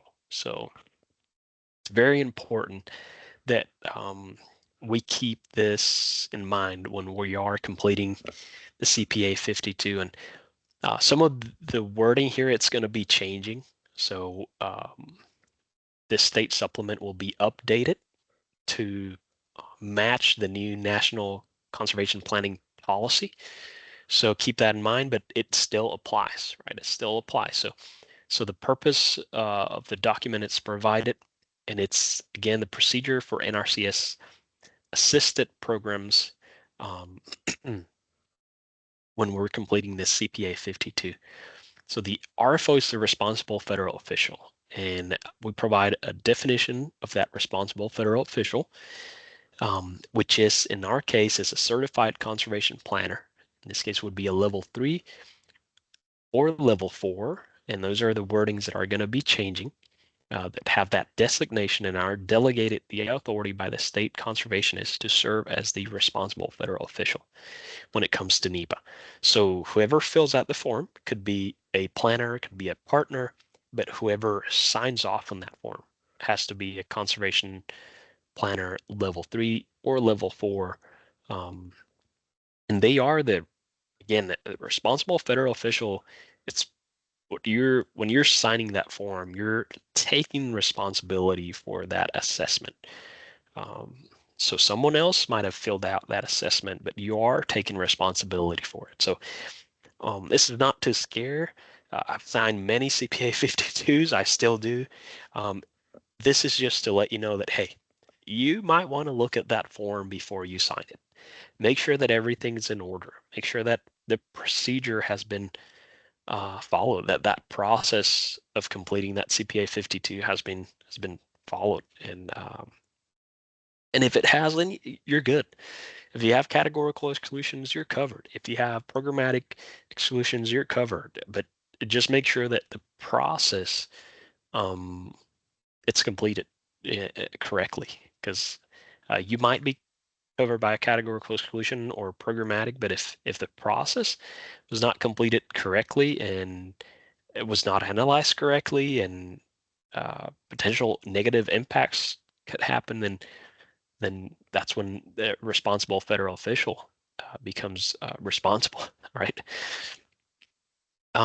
In North Carolina, an RCS personnel who has an active level 4 designation, they are delegated to serve as the RFO as it pertains to provisions of NEPA, the review of the EE, and the signature authority on that environmental evaluation worksheet for area conservation plan, so and watershed program projects. So that's at a larger scale. So we're looking at the main definition that y'all are going to be looking at is number 2. This is for area-wide and watershed type programs. Area-wide, we do some, but not as much. Than watershed programs, those we do. So keep that in mind. That would be a level 4, but level 3 and level 4 can sign any other CPA 52's environmental evaluations that are not specific to area-wide or watershed programs. Okay, with that, the environmental evaluation in the planning process. So what if an RCS partner or technical service provider is providing technical assistance, or TA? Then that is the process. Still, a CCP level 3 or level 4 must review and confirm the information is accurate, signing that block in section P. So that partner, that NRCS employee that is not a level 3 or level 4, that TSP, they can complete everything through section A through P, and they'll complete that first signature block. And and then NRCS completes the review, and NRCS level 3 or 4 completes that review. And lastly, if it is an NRCS proposed federal action, so when we are proposing a federal action through NRCS financial assistance, again, we have to make sure that we are evaluating for NEPA compliance. We complete that CPA 52, sections Q and R, and sign in section S by an NRCS level 3 or level 4. Again, as you can see, section P, if it's technical assistance, our responsibility ends in section P. If it's financial assistance, our responsibility goes all the way through section S, which that's when, make sure, and I would say in both financial assistance and technical assistance, make sure that you're reviewing that form thoroughly, right? And then lastly, what if NRCS is not the lead agency? This happens a lot with, again, FSA. So this is the responsibility for that responsible federal official and the responsibility of NRCS when it comes to NRCS not being the lead agency. So with that, this is not pertaining to EWP, but if Farm Service Agencies is the lead agency, we pretty much fill out as if we were providing technical assistance, boop, to that section there. And then the RFO is the one, their RFO, so FSA RFO. More than likely, it's going to be the CED, and that's how when I've worked with FSA in the past, that's the individual that usually would sign as a responsible federal official. So they would be the ones completing that section. We complete our part, and then they are the responsible federal official. Okay, so with that, we've covered that that portion of assisted programs, and I can provide this information to you all if y'all want it. Feel free to email me, call, IM, and so forth, and I will be more than glad to provide this. Okay, so let's let me do something here. Let's go ahead and I think I'm gonna stop presenting for a moment. Not stop presenting. I'm sorry. I'm gonna close my presentation. And we were in slide number. There you go. So I don't mess it up when we get back, because we're gonna cover special environmental concerns next and so forth. So I just want to go, since we're here, I just want to go to section 2 and NEPA and show you all the CPA 52, another example, and I promise I won't take us long on this one. But again, if you, I'm gonna start as if I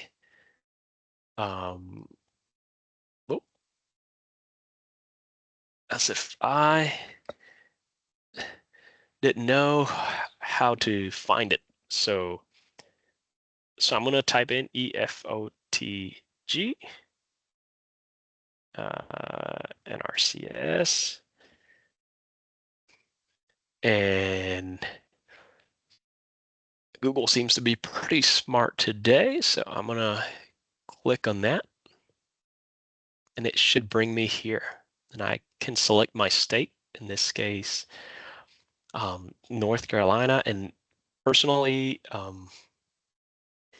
I have it saved, so when I add a tab and I write EF on my tab, it's gonna take me straight to North Carolina. You can have it set up that way as well. So I'm going to go to section 2. Again, this is where you're going to find a lot of supporting documentation uh, for program related, practice related, and training related as well. You can utilize the document search. For some things, this is really good, and I use it a lot because sometimes I don't know where things might be at, and sometimes we just have a good amount of documents in here, and just scrolling through. So I just type in, and it takes me straight to the document. But if I'm trying to remember where it's at, and I'm trying to take a screenshot of section 2 NEPA and the whole thing, then I go through the document tree. Yep. So, oh, section 2. I think a little delirious after an hour plus of presenting. But so section 2, natural and cultural resource information. We're going to look at NEPA, and as mentioned, you have your special environmental concerns, categorical exclusions, which we just touched on. This one and this one we're touching up on next. But let's look at the NRCS. So as soon as I clicked on NRCS, as you can see on the right, you're going to have some the forms, right? Macros enable, non-macros, state instruction, and then you're going to find a lot of examples. So, and then some supporting documentation and some links that will take you to the environmental compliance site and so forth. And this is kind of what we were looking at through the presentation, how they correlate, right? So here you also have the NRCS CPA 52 EWP. So we have 2 examples, and these 2 examples provide you with most, if not all, that you will need for EWP site. And again, these are not specific to. I wouldn't recommend using these and just slapping the name of the site and whatnot. But I would recommend to use these as examples. Use these as guides, and maybe even take some of the verbiage in any of these examples and use it for your own site. But what I do want to make sure I say it's that each site is specific, right? So some of the verbiage might be useful, but please just make sure that if you use any information from these forums, that you are also reviewing it and making sure that it's applicable and it applies to that specific site that you're looking at. Um, it's not fun if you get caught using an example that really doesn't apply to what you're looking at. So so keep that in mind. And I'm not saying it in a negative way, just saying it like, hey, just make sure that you do your due diligence, whether you use an example here or not. That's all. So with that, I'm going to open up this one right here. I'm going to right click and open link new tab. Again, you'll see the example. So you have a sponsor name, and I'm going to go from A all the way through the form. And so as you can see, you have your sponsor name, you have your program authority. So in this case, EWP would be that program.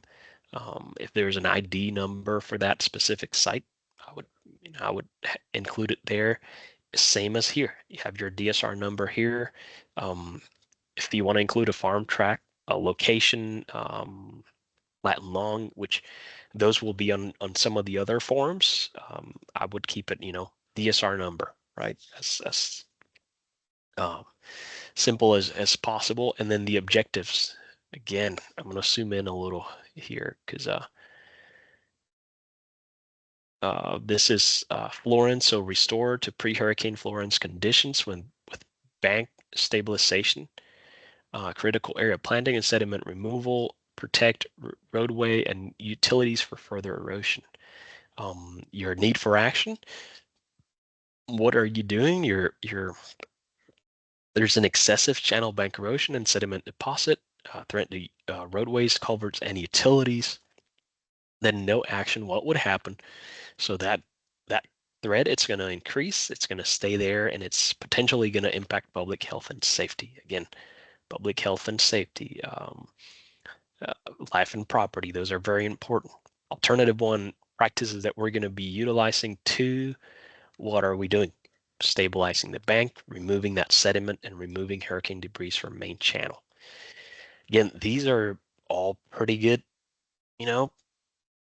pieces of information, sentences, wording that you can reuse. So I'm not against it, just making sure that if you utilize these, that you are making sure that it fits your site, and it's not just a copy paste, right? Your resource concern, as we mentioned, bank erosion, we had it, right? What are the benchmark conditions? Turbidity from bank erosion, culvert partially blocked, so forth. Sediment. Also, if there's a near an infrastructure, so how is that bank erosion impacting that infrastructure? So then what would happen if no action? And then what are alternative? In this case, alternative one, it's going to how it's going to impact. And short-term, long-term impact, in this case, positive impact. Does not meet planning criteria. I have not talked about planning criteria here. EWP, it's a very unique project. And when you have a stream bank that has been blown and sediment as well as debris, you are more than likely not meeting that planning criteria. The erosion, the sedimentation, all that, it's probably not meeting that planning criteria. There's tools that we run, right, in order to determine whether or not that planning criteria it's being met or not met. As mentioned, EWP is its own beast, if I can say it. There are certain things that we, being an emergency watershed protection program, it has hmm, certain, we have certain abilities, and it does not mean that planning criteria does not apply. It still applies. But when you're looking at the extent of the uh, issue, the extent of the effects of it, the extent of the damage, it's very clear um, to see and say that planning criteria is not being met. Also, planning criteria, some of the depending on the practices, some of the ways you can determine if it meets planning criteria or not, it's planner observation. So as a planner, when you're out there and you're observing the extent of that damage, then you can record that via pictures, notes, and so forth. And that is sufficient information to say it does not meet planning criteria. So that's all on planning criteria. It's tough not to talk about one thing without talking about another thing. So again, we're going back to those research concerns, benchmark conditions, and the effects, the impacts of not doing anything versus our alternative. If we don't have a research concern, an additional research concern, make sure that you type in no research concern identified, and there's a drop down for that. And then not applicable, not applicable. That way, whoever's looking at this form says, okay, there's only one sole resource concern. Water, similar. Ponding, flooding, sediment transport. It's very similar to the project we looked at. In this case, we have, I believe, 326, 580, and 342 as a practices. And then how those practices correlate to each specific resource concern. And I think that's something that was mentioned earlier as well, right? So how those practices are specifically relatable to that resource concern. So I'm going to scroll down again, planner observation.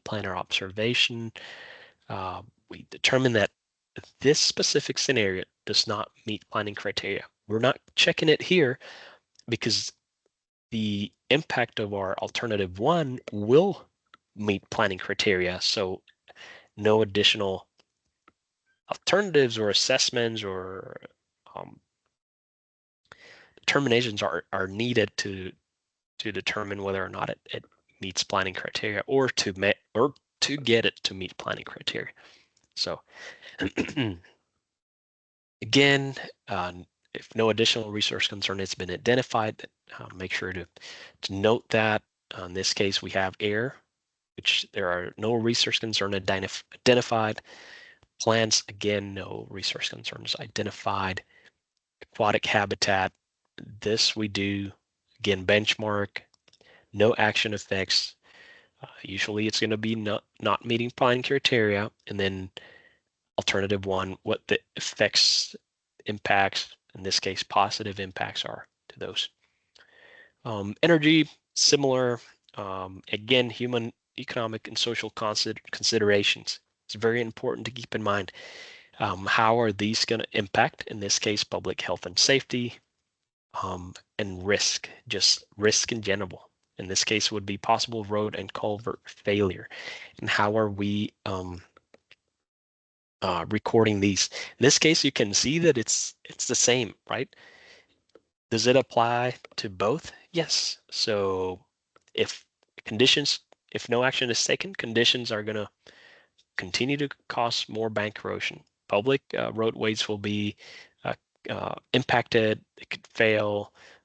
Build up behind the culvert. So those things can potentially impact public health and safety, life and property again, and here just in general. And then the impact of stabilizing the stream and um, removing that debris and that sediment and so forth. So these section, not these, this section here, special environmental concerns as well as impact to special environmental concerns. This is a very important area, right? In this case, we have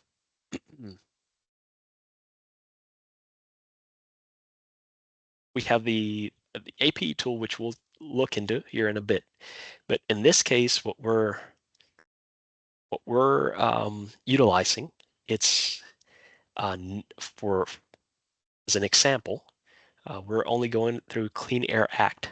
And as you can see, the rest of them are left as the same. Planner needs to determine if SECs exist for that specific site. So I'm just going to provide one example, and it's Clean Air Act, and we'll go into the APE tool and look into that a little more in depth. So in this case, Clean Air Act, we have a guide sheet, and I'll show those here in a minute. And you also have fact sheets, and these are going to help you. These are going to help you determine whether or not it's applicable. If your special environmental concern is applicable, and again, you can utilize those guide sheets, those fact sheets. You can also utilize the APE web tool. I prefer the APE web tool, and if I have questions, then I go to the guide sheet or fact sheet. In the 52. So you can access those within the 52. So for this example, I'm documenting my benchmark condition, which is PLU is not within an non-attainment area, or it's not within an attainment area, and then no action. In this case, is since we are not within a non-attainment area, then no action plan causing an increase in emissions of regulated air pollutant does not promote excessive contamination of particulate matter in the air. Again, our alternative one, plan actions will not cause an increase in emissions of regulated air pollutant and does not promote excessive concentrations of particulate matter in the air. That's your recording and reporting of this specific special environmental concern based on your no action and action. Let's go to one that could be fish habitat, right? Very important. So what if we have essential fish habitat? We can utilize the APE tool, or we can utilize the guide sheet. If no action is taken, how is that going to affect? And if you notice, you can say no effect or may affect. So essential fish habitat. So if it was an essential fish habitat, no action could potentially have an impact. And why it would have an impact? Fish habitat could be impacted by, again, sediment, turbidity, um, fish passage due to debris in the stream, and then how our actions are going to impact, right? And we only have two options: no effect and may affect.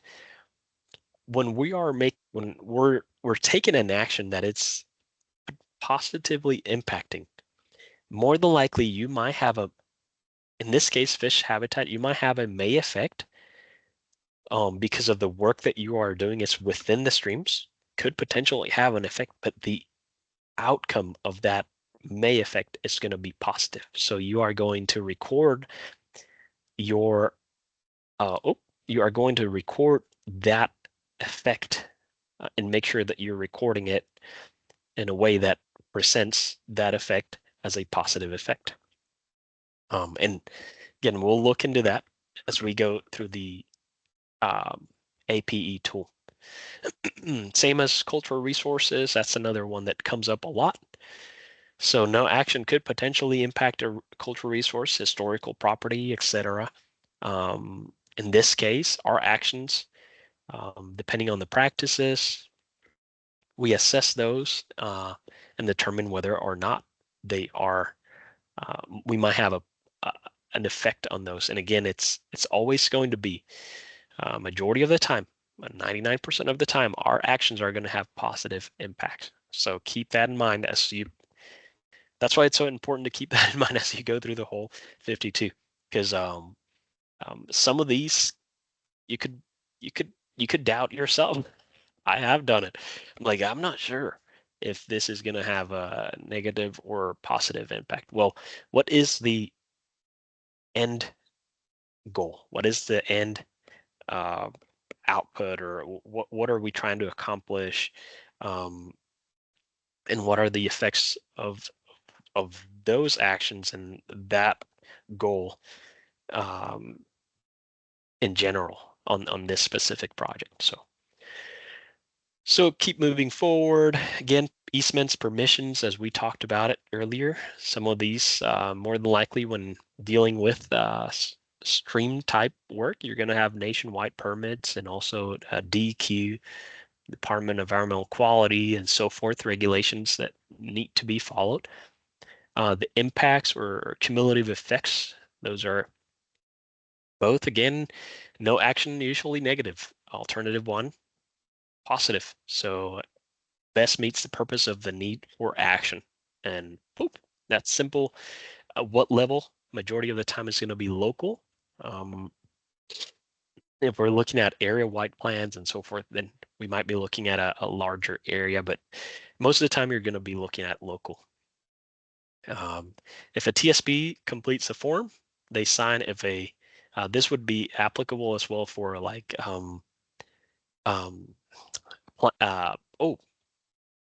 partners. There you go. So partners, so we're a non-NRCS person. So TSP or a partner, they will sign here, then NRCS reviews the form and signs here. Federal official, the responsible federal official, takes it from here. And again, most of the time, those are going to be no. In this case, we are using categorical exclusions. And as you can tell, we're using 1, 7, and 8. And then again, that responsible federal official is responsible to make sure that these are met, as well as these, and then they sign in that little um, note that I shared with you all earlier. So again, I would say this is a great example. The only area that needs a little bit of work would be on the special environmental concerns. And that is because first, I don't think these are very specific to sites. So if I provide you with a somewhat filled out or an example that has some, those will be specific to the site that we looked at. So this is, again, this is left to the planner to determine if those are existing in that site. Um, but overall, it's a great form. I did not fill out this form. A lot of these forms were provided. I asked some of our planners because I didn't want to have like my my own way of doing things, right? Um, so I asked planners to provide some examples, and from those we grabbed a few that we're utilizing as examples. Um, as you can see, this one, it's a little different, right? It's non-cumulative effects on the narrative. There should be something there. So that there you go. That's a little, I should have caught that or add something into it. But again, these are examples that we've gathered, and um, that's not, things like that are very minimal things that could be caught, and then hey, we can pen and ink some of those and move forward. So I don't um yeah, don't stress too much out on those. And again, there was no note on this one. That's totally fine. Um, and here we just utilized categorical exclusion 7, so where it's just debris removal. So yeah, another great example that it only provides info on 326 clearing and snagging. So it's one that it's fairly simple, and then one that it's a little more complex. So with that, I think I have completed the CPA portion of it. Well, maybe we have a little more on that, but it's going to be a little different. So I'm going to take a water break real quick, and then we'll get back to it. So feel free to yeah, man, gents and ladies and everyone, take a little break, stretch, maybe another cup of coffee might be good. And yeah, we'll get back to it.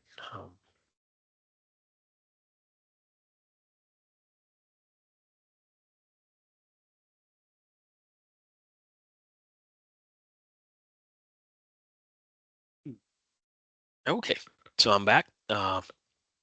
Remember, this is pretty odd, but remember, it's very informal. So you probably heard me maybe stumble through some words or sound a little funky or funny. Um, this is the first time I think I have to record something like this. So try to keep it light on my end, so it's light on your end. Some of this stuff you can forward. I'm sorry, like yeah, like just skip it and whatnot. But hopefully this it has been a good uh, tool training so far that's helping you um, through your process of filling out the environmental evaluation, the CPA 52. Hopefully, I provided some info on NEPA. Why it's important, why we have to do what we're doing. Hopefully, I provided you with some additional supporting documentation that you can utilize while you're completing the 52, the importance of it, and just yeah, just trying to help, and if there's any way that this could be made a little more streamlined within reason, right? There's certain things we have to stay within the lanes and the lines and rules and regulations. Feel free to reach out, let me know, and I don't mind at all making adjustments and so forth. So with that, let's go into special environmental concerns. So what are special environmental concerns? So, so the term special environmental concern, it pretty much refers to federal laws, executive orders, and government-wide policies that are applicable independently, and they are applicable to actions and activities that are receiving federal financial assistance, authorizations, permissions, approvals, or permits. An example of these or some of these special environmental concerns would be your Endangered Species Act, Historic Preservation Act, Clean Water Act, Clean Air Act, and so forth. The I think Executive Order 11990. It's protection of wetlands, and there's a good amount more.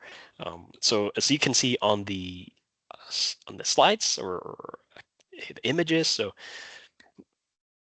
right, the Clean Water Act, Clean Air Act, so endangered species, species of interest, cultural resources, wetlands, and so forth, right? So those are the things we are analyzing, and those are the things we are um, inventorying uh, through the special environmental concerns section. So, so the special environmental concerns section, it's section G. Um, hmm. and again, these are environmental laws, executive orders, and policies that have been set in place to protect these. And as you can see, there's a little dot. So each one of those that includes a dot, it says that it might require permit or consultation slash coordination between the lead agency, which in this case it's NRCS, and then the partner agencies or any other government agency. Example, Fish and Wildlife, right? Army Corps of Engineers, and so forth. So keep that in mind. EPA, that would be for environmental justice. Even though it doesn't have a dot, there's a tool that can help us determine, right, if our actions are going to have an impact on environmental justice. So this is very important as part of the planning process, right? Because the planning and that practice implementation can potentially be involved in consultation or not involved in consultation, depending on the practice. And I will share that with y'all as well here in a minute when we talk about cultural resources and historical properties. So hopefully this is clear as mud. So section G, that's where we just the last couple pages before we got to the signature page in the 52, where we had all those special environmental concerns, and each one of those, again, those are laws, executive orders, policies that are in place to protect these specific ones. So keep that in mind. So with this, I think, let me double check. Nope. So this is not the one yet. Okay. So again, it's just kind of to show you all what section G and section J look like. Again, we just looked at it a few minutes ago, but this is where you're going to record your special environmental concerns. So guide sheets and also your fact sheets. This is an example of the steps of the planning process and the CPA 52. Some of those fact sheets, we include those as well as the APE tool. That's North Carolina specific that we do. We want to make sure that you have as much info and everything you might need to be able to complete those as accurate as possible. This is what a guide sheet look like. So it guides you step by step, right? Based on the alternative that you have selected, and then step by step, it will take you through some questions. So step one is the action in area designated as essential fish habitat, or in an area where effect could indirectly or cumulatively affect essential fish habitat. If you say yes, then you go to step two. If you say no, it usually says, if not, then you stop there. And that gives you enough documentation and information to say, my benchmark condition is that I'm not in a, let me not do Clear Air Act because we're not there, but essential fish habitat. So that would give you the required documentation to say, my benchmark conditions is that I am not in a essential fish habitat designated area, right here, right? And then no effect and no effect. And why would it be an effect? Because, right, my actions, and I am not in a designated area that's designated as essential fish habitat. And again, depending on your actions. But in this case, essential fish habitat, that would be no effect, no effect, because it goes back to that law, that policy that protects essential fish habitat. Hopefully that made sense. And if not, hopefully in the next few slides, it will as we go through it. So again, these are laws and regulations that are provided to protect those specific special environmental concerns. And as part of the planning process, we have to evaluate, inventory, and analyze those. These are some of the supporting resources. IPAC it would help you for threatened endangered species, to give you kind of like an idea, list of potential species in that area. Depending on the project, again, depending on the project, you might not be impacting. And what I try to tell planners is, keep in mind, what are your actions and how those actions are impacting those species, right? So it's in this case, clearing and snagging some debris in a stream. It's gonna impact a specific bird that nests in a specific tree that is within the area, but not directly in the area of work, right? More than likely not. So keep that in mind. How are your actions going to impact those? Environmental justice screening, it provides you a tool to see how your the community that you're around and how your actions could potentially impact those communities. Again, and I hope I won't get um, uh, shut down or tired for saying this, but most of our actions have positive impacts. So on our communities, the people around us, and the resources. So keep that in mind. Plant industry, just in case you need the list of noxious weeds, that's very important, because a lot of the practice standards, and I'd say all the practice standards that have to do with planting, require you not to plant noxious weeds that are in the noxious weeds list. So keep that in mind as well. Cultural resources review tracker, that's to submit your cultural resources review, and I'm going to touch on that here in a second as well. So these are some of the supporting resources, and some of these resources are provided through the APE tool, Area of Potential Effect tool. So with that, let's go. I think this is going to take us to the Area of Potential Effect tool. So yes, So the area potential effect tool, so if you look at the latest CPA 52 in section 2 of the EFOTG, whether it's macros or non-macros, you will have the APE analysis web tool highlighted and hyperlinked under section G.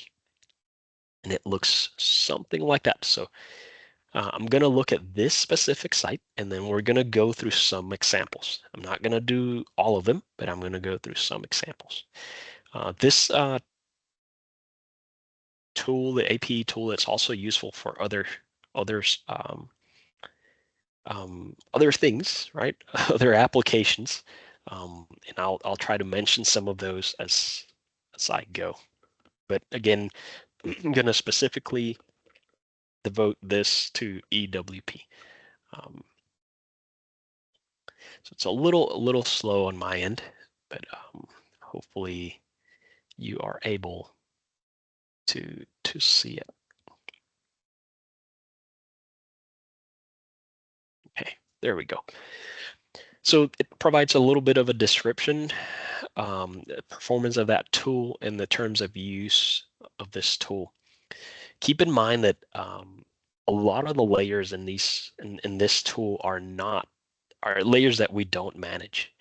We are tapping to a lot of layers outside of NRCS to be able to project and utilize the information for our benefit. So sometimes if there's something that's down, that it's something we don't manage on our end, we won't be able to utilize it here. So the majority of the time, the tool runs pretty well. I don't get a lot of requests, or I don't get a lot of complaints about the tool. It's actually a really useful tool, very good tool, and it's been developed here in North Carolina for North Carolina. Maybe there are other states that have a similar tool, but I don't think there's many states that have a tool like this. So we're pretty fortunate to have this tool. So like anything else, if you want to utilize the tool, you have to agree to the terms of use. So I'm going to agree. So here we have, I'm going to go one by one. So we have a legend. We have the list of layers. We have the base map gallery. So you have your topo map, and then you have imagery. Topo map could be very useful for cultural resource requests, or just in general cultural assessments when it comes to topographic imagery. Special environmental concerns. When you're looking at a specific address or Latin long, this is more of a rapid analysis tool. If I punch in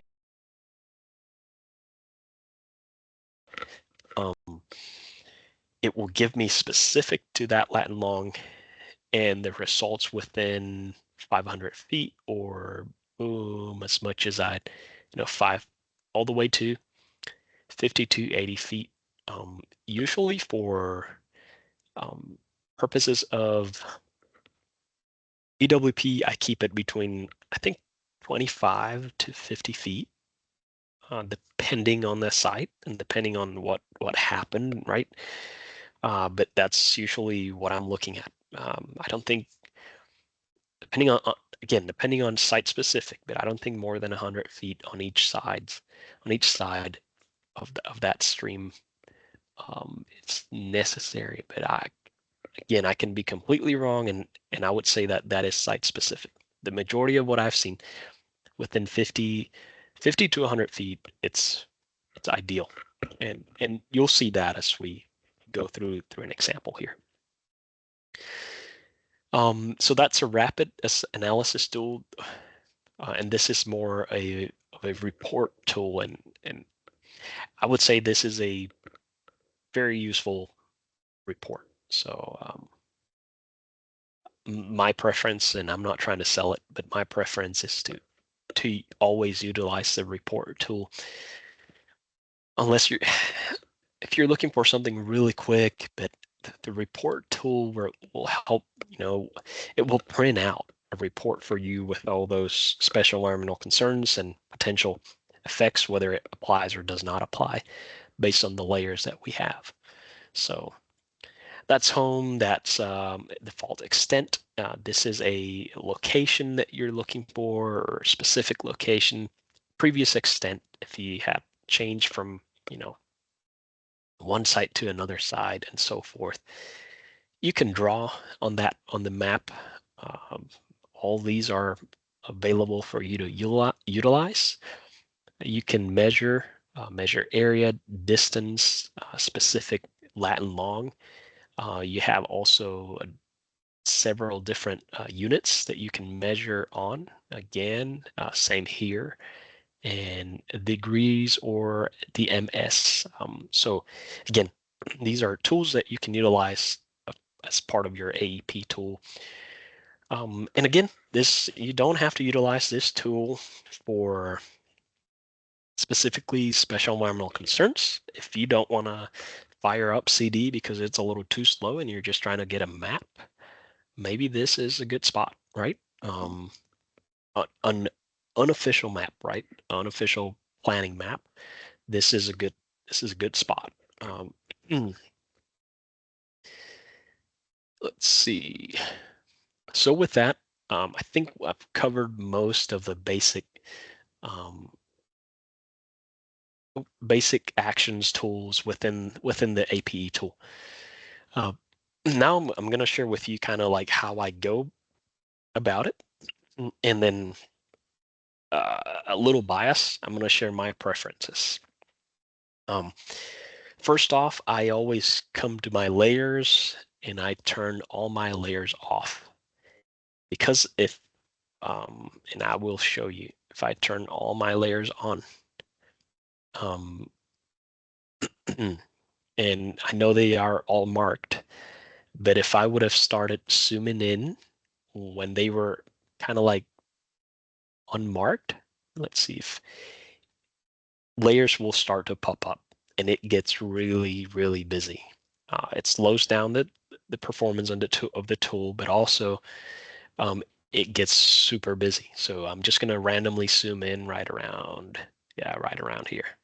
And you'll see how layers start to pop. You see, so it gets a little busy, and the deeper you get in, it gets busier. So I'm just going to zoom all the way back. So my preference, when I first open the APE, I go to my layers and I say turn all my layers off, and then I go to my counties, and that's what I want to see. At least I have a reference of where I might be working in or looking at, area 1, area 2, area 3, whether it's Brunswick or Raleigh, Wake or Wilkes or Cherokee, and so forth. So keep that in mind. So I'm gonna copy and paste. I have a lat and long here. Oh, apologize about that. Now let's go back in. Okay, so I'm gonna find a lat and long. Hopefully this is going to work. Well, no. Let's see. Okay, 1 second. I know it went away again, but there you go. Okay, this should work now. Oh no. Okay, so I'm just gonna type it in. It's not working, so I'm just gonna type in 35.428.490. And then I'm gonna do a comma. I'm gonna leave a little space, then negative 82.797.531. Okay, hopefully this will work. And if not, we'll Google it. Okay, so this is our site.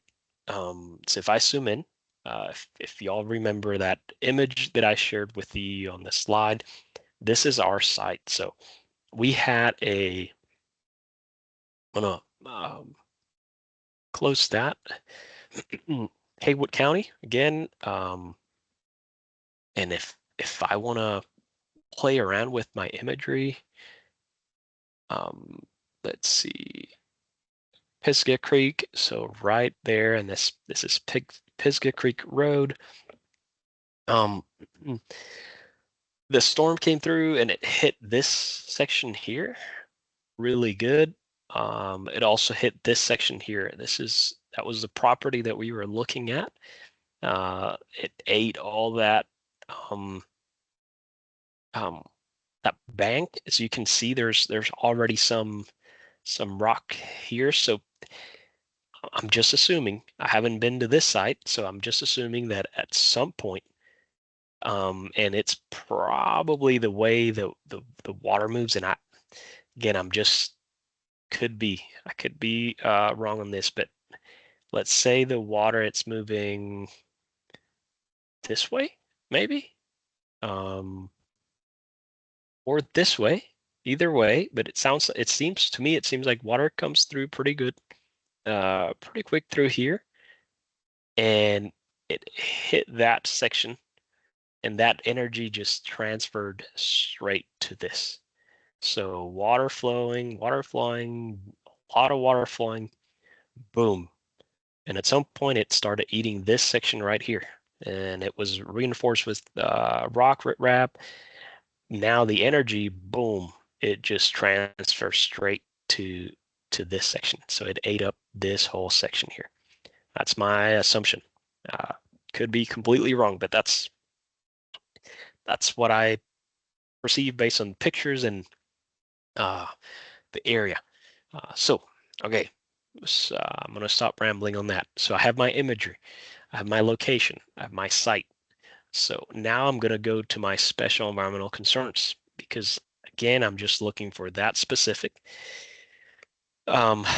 Do want to say there's some cool layers here that you can play with. We just added the 2 feet contour raster. So this will give you, it doesn't have a label, but it will give you the contour, which it's pretty good, and it's at 2-foot interval. So I'm not gonna click on it because that's gonna take a good chunk of energy and space to show, but that's pretty good. I'm glad we added that. We also have easements and a couple more things. If you want to look at specific ones, like say for Clean Water Act, if you want to look specifically at Clean Water Act, there you go. It provides you a little bit of info. You can check on it, see what is being labeled, and so forth. So I'm going to go straight to the report tool, and I'm going to draw a line, and I'm going a little more than what the area that we're working in. I think it was about 150 feet, if not a little more. This section, I'm just gonna, for purposes of example, I'm gonna start right here, and I'm gonna move along this up to the bridge. And so my buffer is set to 500 feet.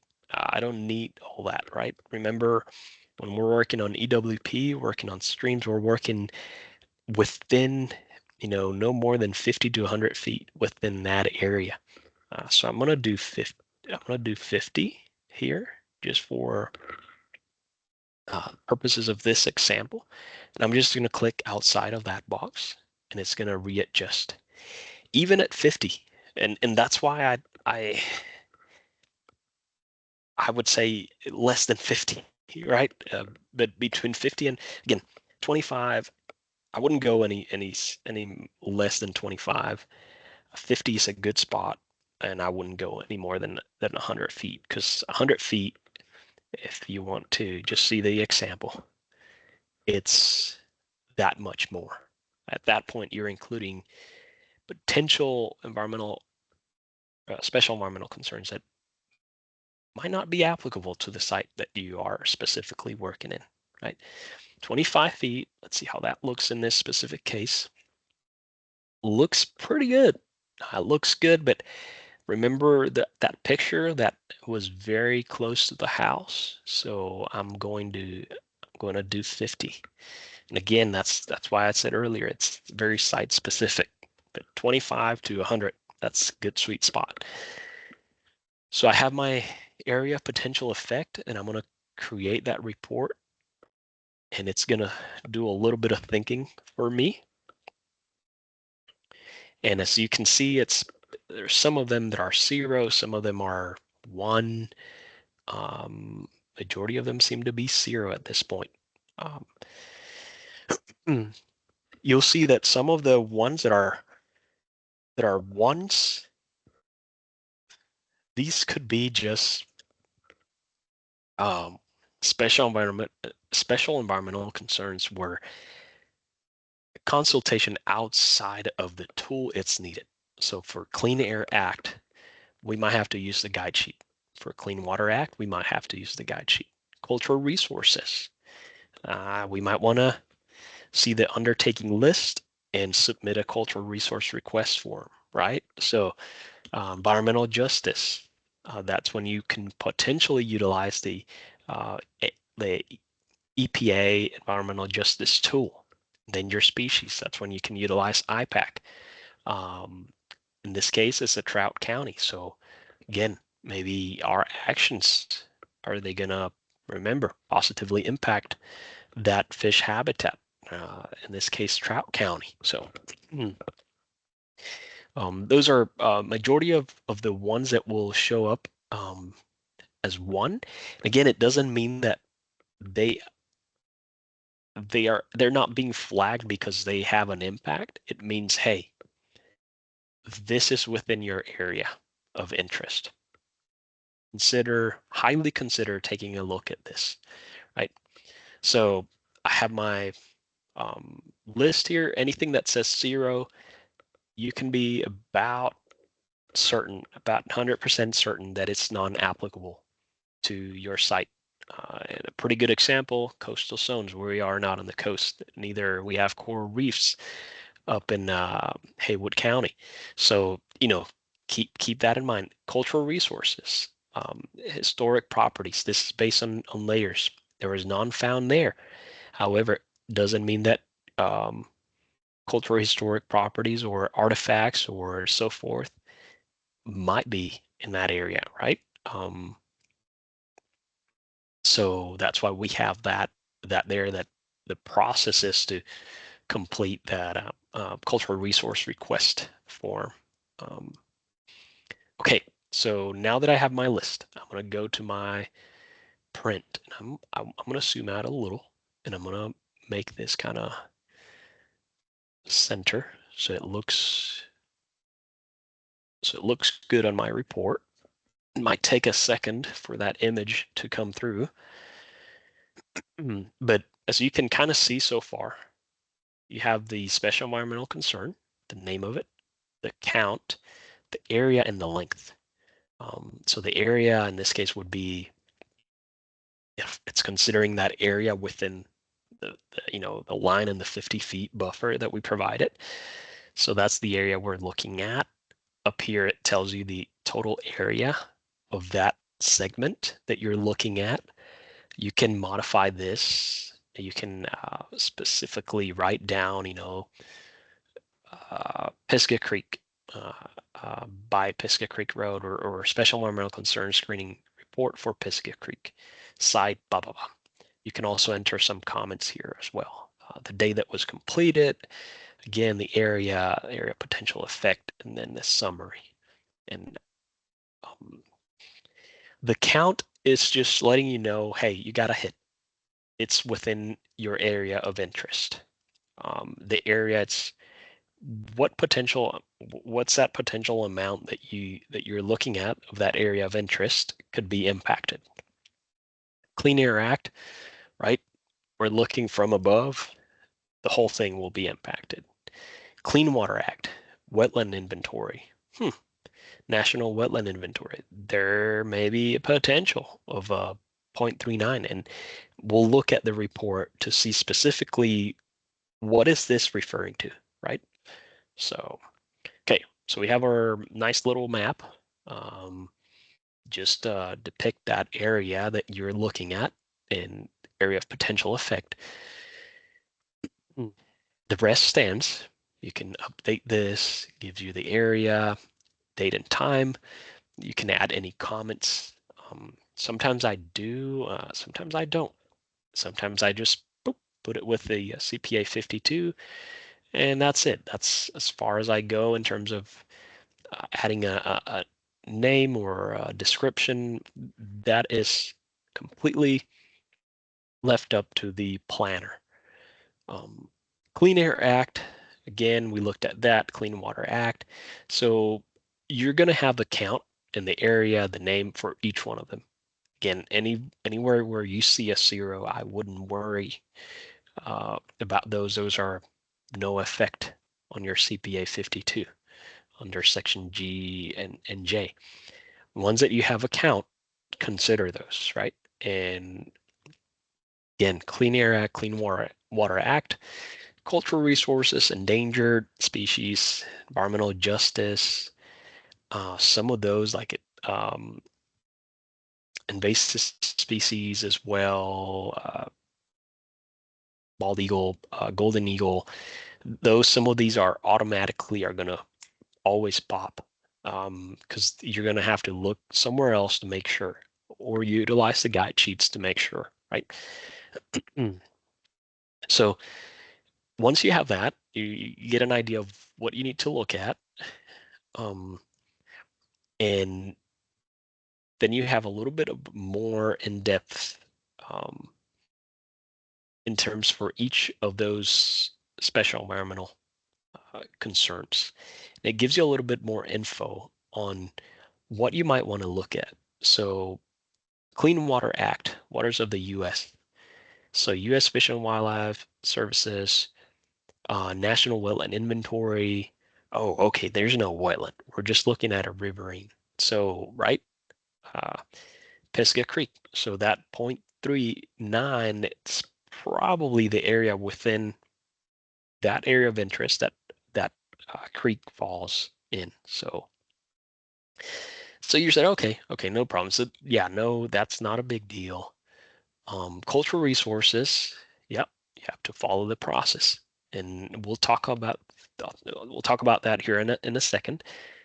But cultural resources might be present, so that's a request that you have to submit. Endangered threatened species. Here you have the link, and I'm pretty sure this link works well. And it's going to take you straight to IPAC, to a place where you can identify that specific area. So in my case, I'm gonna copy and paste this really quick. Oop. And then I'm going to paste, and I'm gonna click on it, and it took me straight to where I want it. When we're working on IPAC, this is something very important, is that a lot of these layers on endangered species, those are layers that are within areas. So if you're in the mountains, you're not going to find the same stuff on the coast and vice versa. Just because of PII, personal identifiable information, we are requesting planners to not be very specific. Like if I know if I was going to look at this area, I would just do like a little circle right around here, and that's it. Or even go as specific as the area that I'm working in.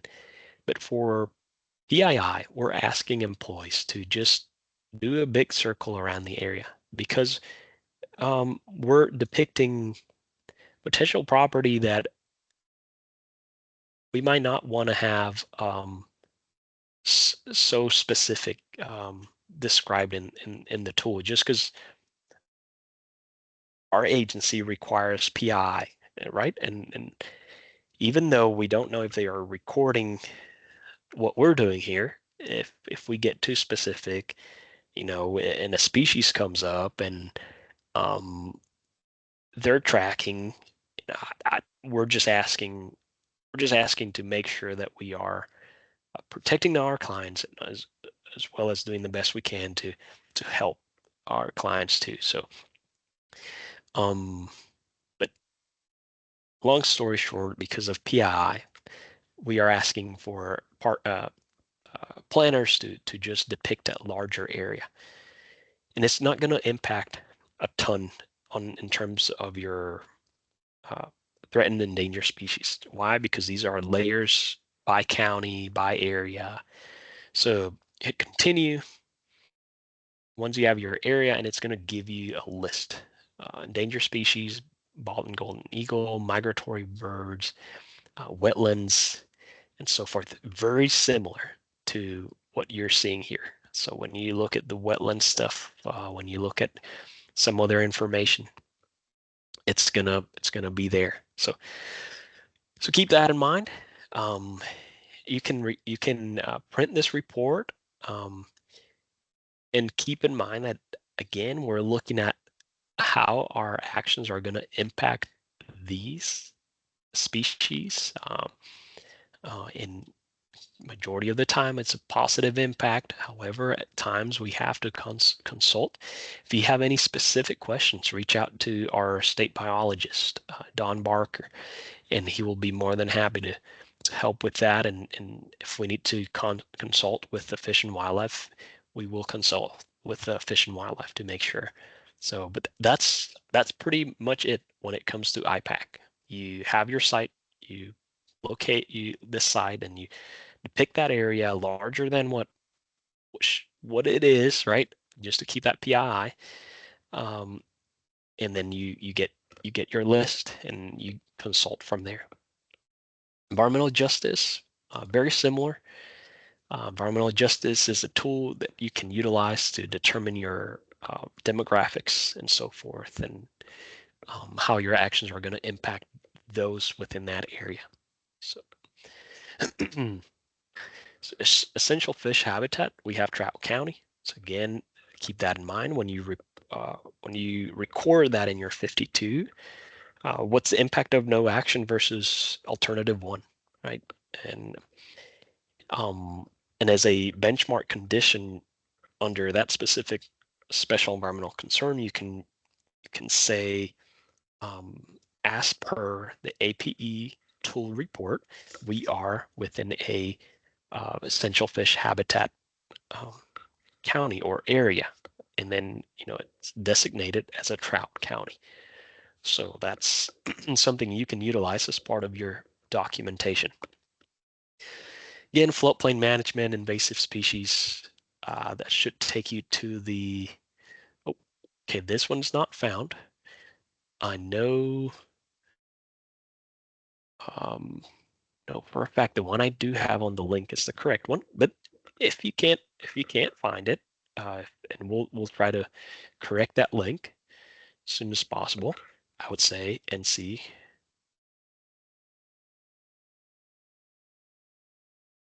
Google NC noxious weeds list, and boom, and it will take you to that plant industry noxious weeds. That's the link I have in my presentation. So,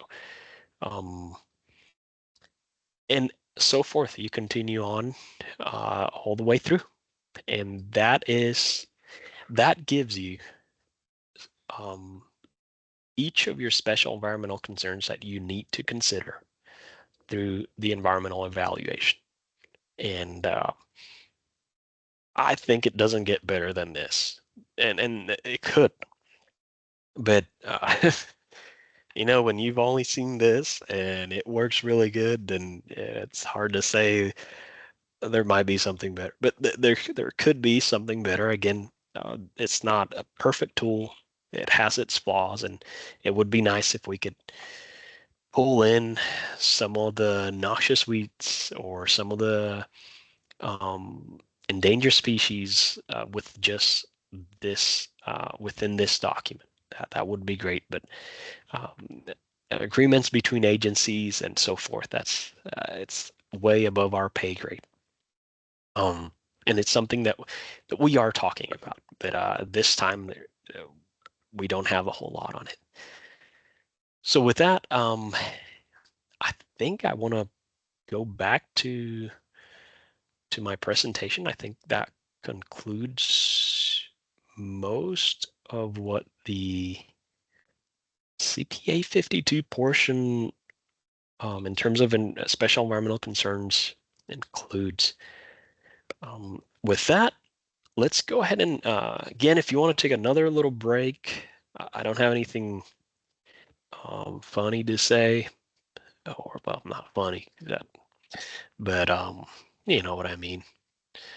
Nah, we're at the end. um, Energy levels they're high. They're high. Just let's keep them high.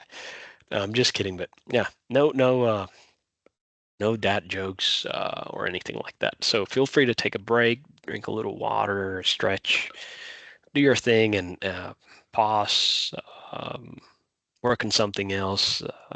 I don't know, as you wish. Um, let's go ahead and finalize this by looking at completing the new NRCS ECS 01 form, which is the cultural resource request form. There's another training that's more in depth. So I'm just going to go pretty like just scratch the surface.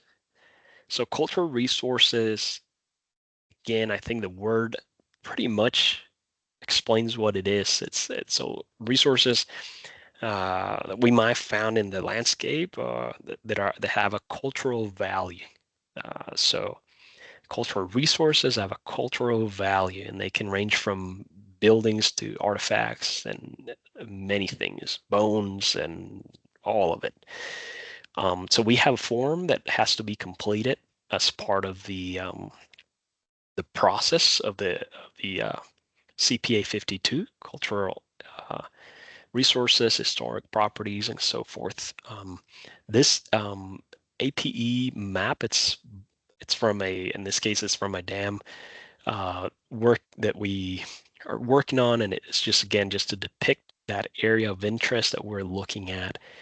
This comes from the APE tool, and it's a good tool that you can utilize for these type of maps. So the way the form works, I'm going to click on it, and should take us straight to the form. And it's, again, located in section 2 of the EFOTG, and the next slide is going to show that.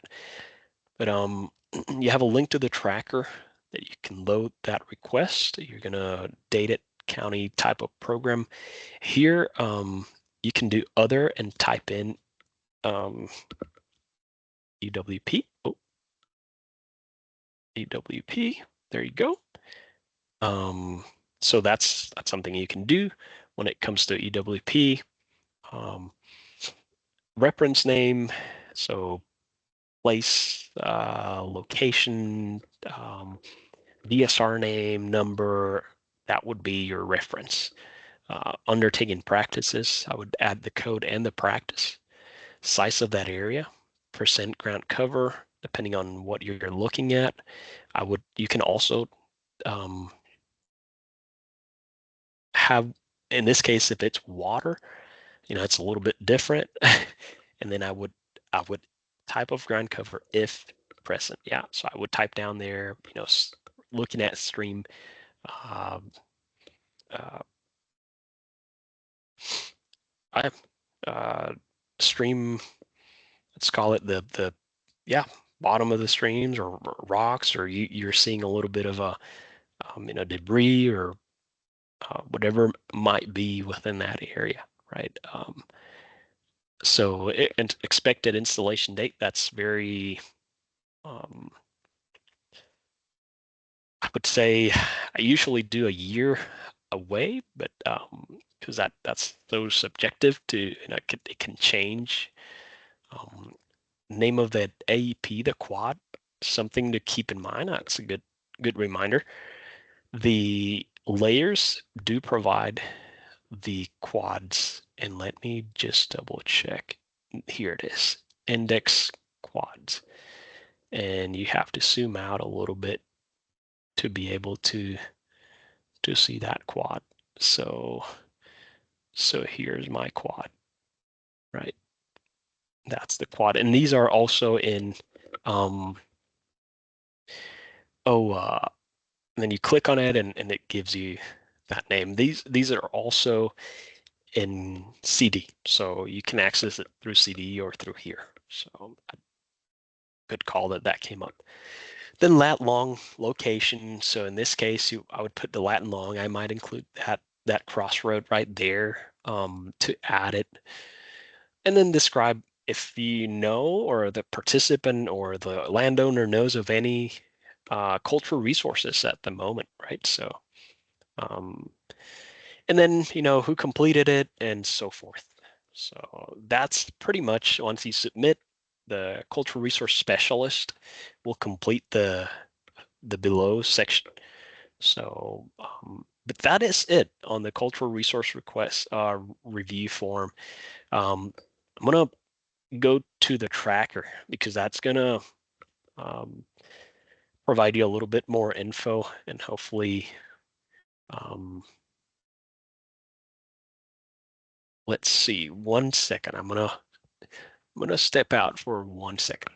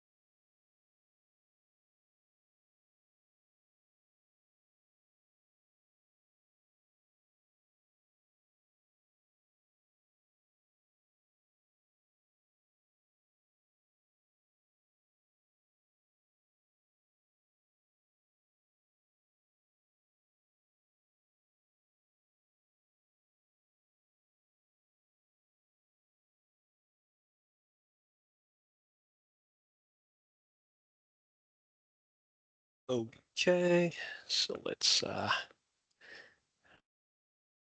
so I'm back. Hey, like anything else, I gotta come out clean. It was a quick bathroom break. Make sure you take your own bathroom break and the whole thing, a little water and whatnot. So with that, going back to the cultural resource review tracker, when you add a new item, it's kind of gonna go straight through what you have already filled out on the form, right? You're gonna have your county, your track reference number, program, so forth. So it's pretty much mimicking that form that you filled out. Very important is that you have to right here. And I was looking at the bottom because it's not a new one, but I'm sorry, it's not a current one, it's a new one. That's very important. Make sure that you have your topo map and your request map in a single document. And if you want to add any additional information that could help the specialist make a better determination, or additional information that you think it might be helpful, make sure it's a single document and it's been added to that form in your topo map. And then you attach that document here. So then you choose your file, and then you search. It's the last thing I was doing a vehicle use. So for example, like, I have my documents, I have my USDA folder. So that's where I keep most of my stuff. So you have your own spot. That's where you find it, you upload it, and then you hit OK, and it's going to show here. So if we go back, and I'm going to cancel this because it's a new request. I'm going to look at one that's already in the tracker. So right here, Davie County, that's 2017. That's a little while ago, by Kay Anderson. And there you go. You have your cultural resource requests um, com completed, and that's the final. That's from Jim Morante, and that's the original. So let's see how that looks. That was the old form and the topo map, and there you go. And that's the area of interest. So that's how they used to look, but we've changed the form a little bit, added a few things, but it's very similar, very similar.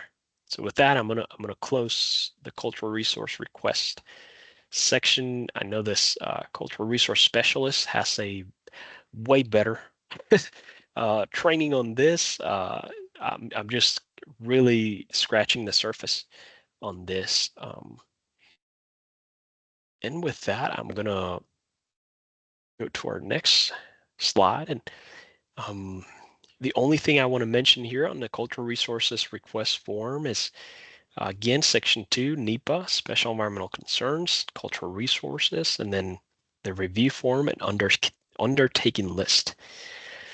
The undertaking list is very good to have nearby for EWP and any other programs because it provides you a list and grouping of practices that are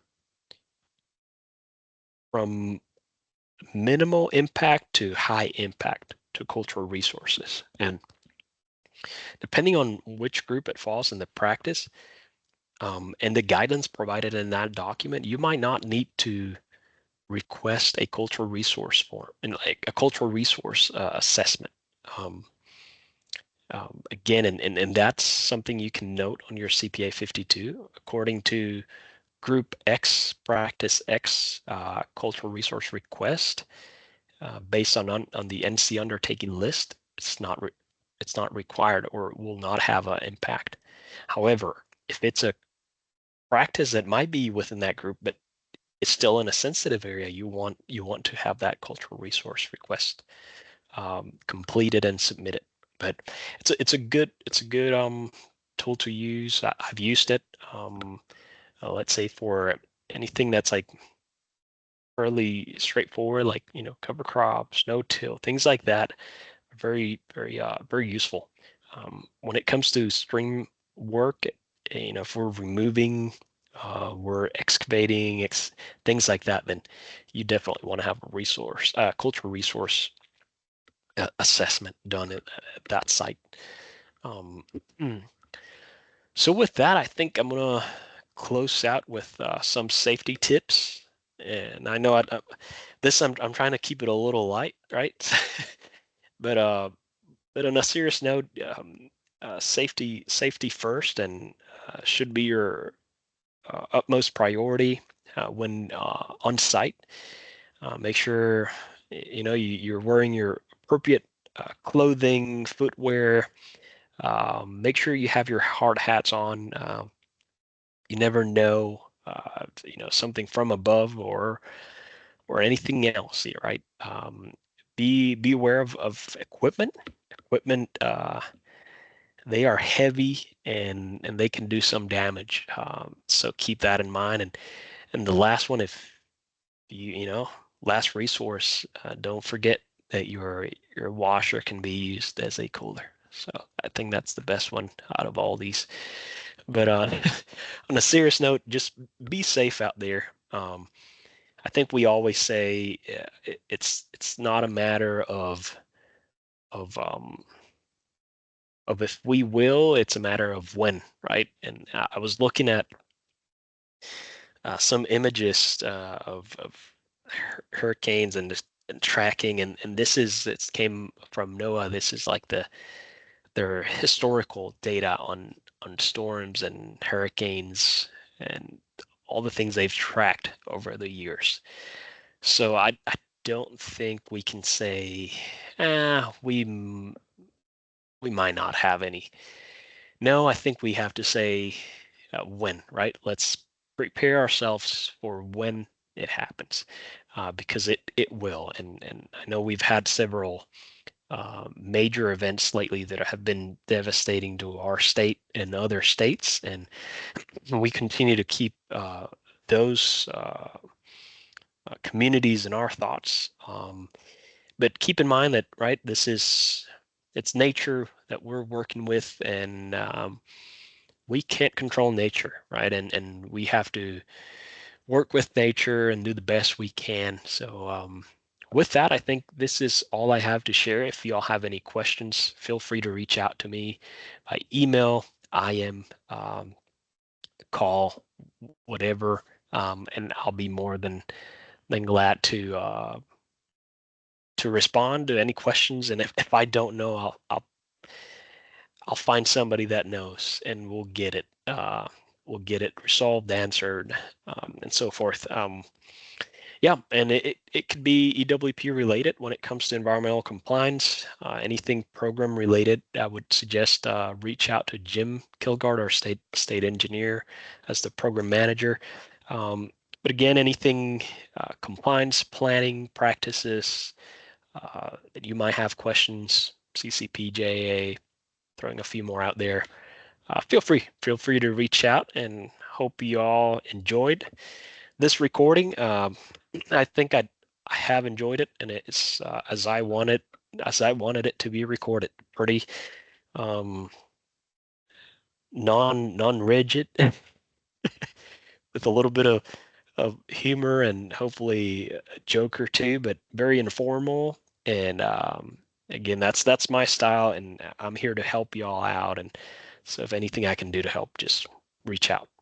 Thank you, and appreciate all your work and everything you do on a day by day to help our clients and our communities. Thank you.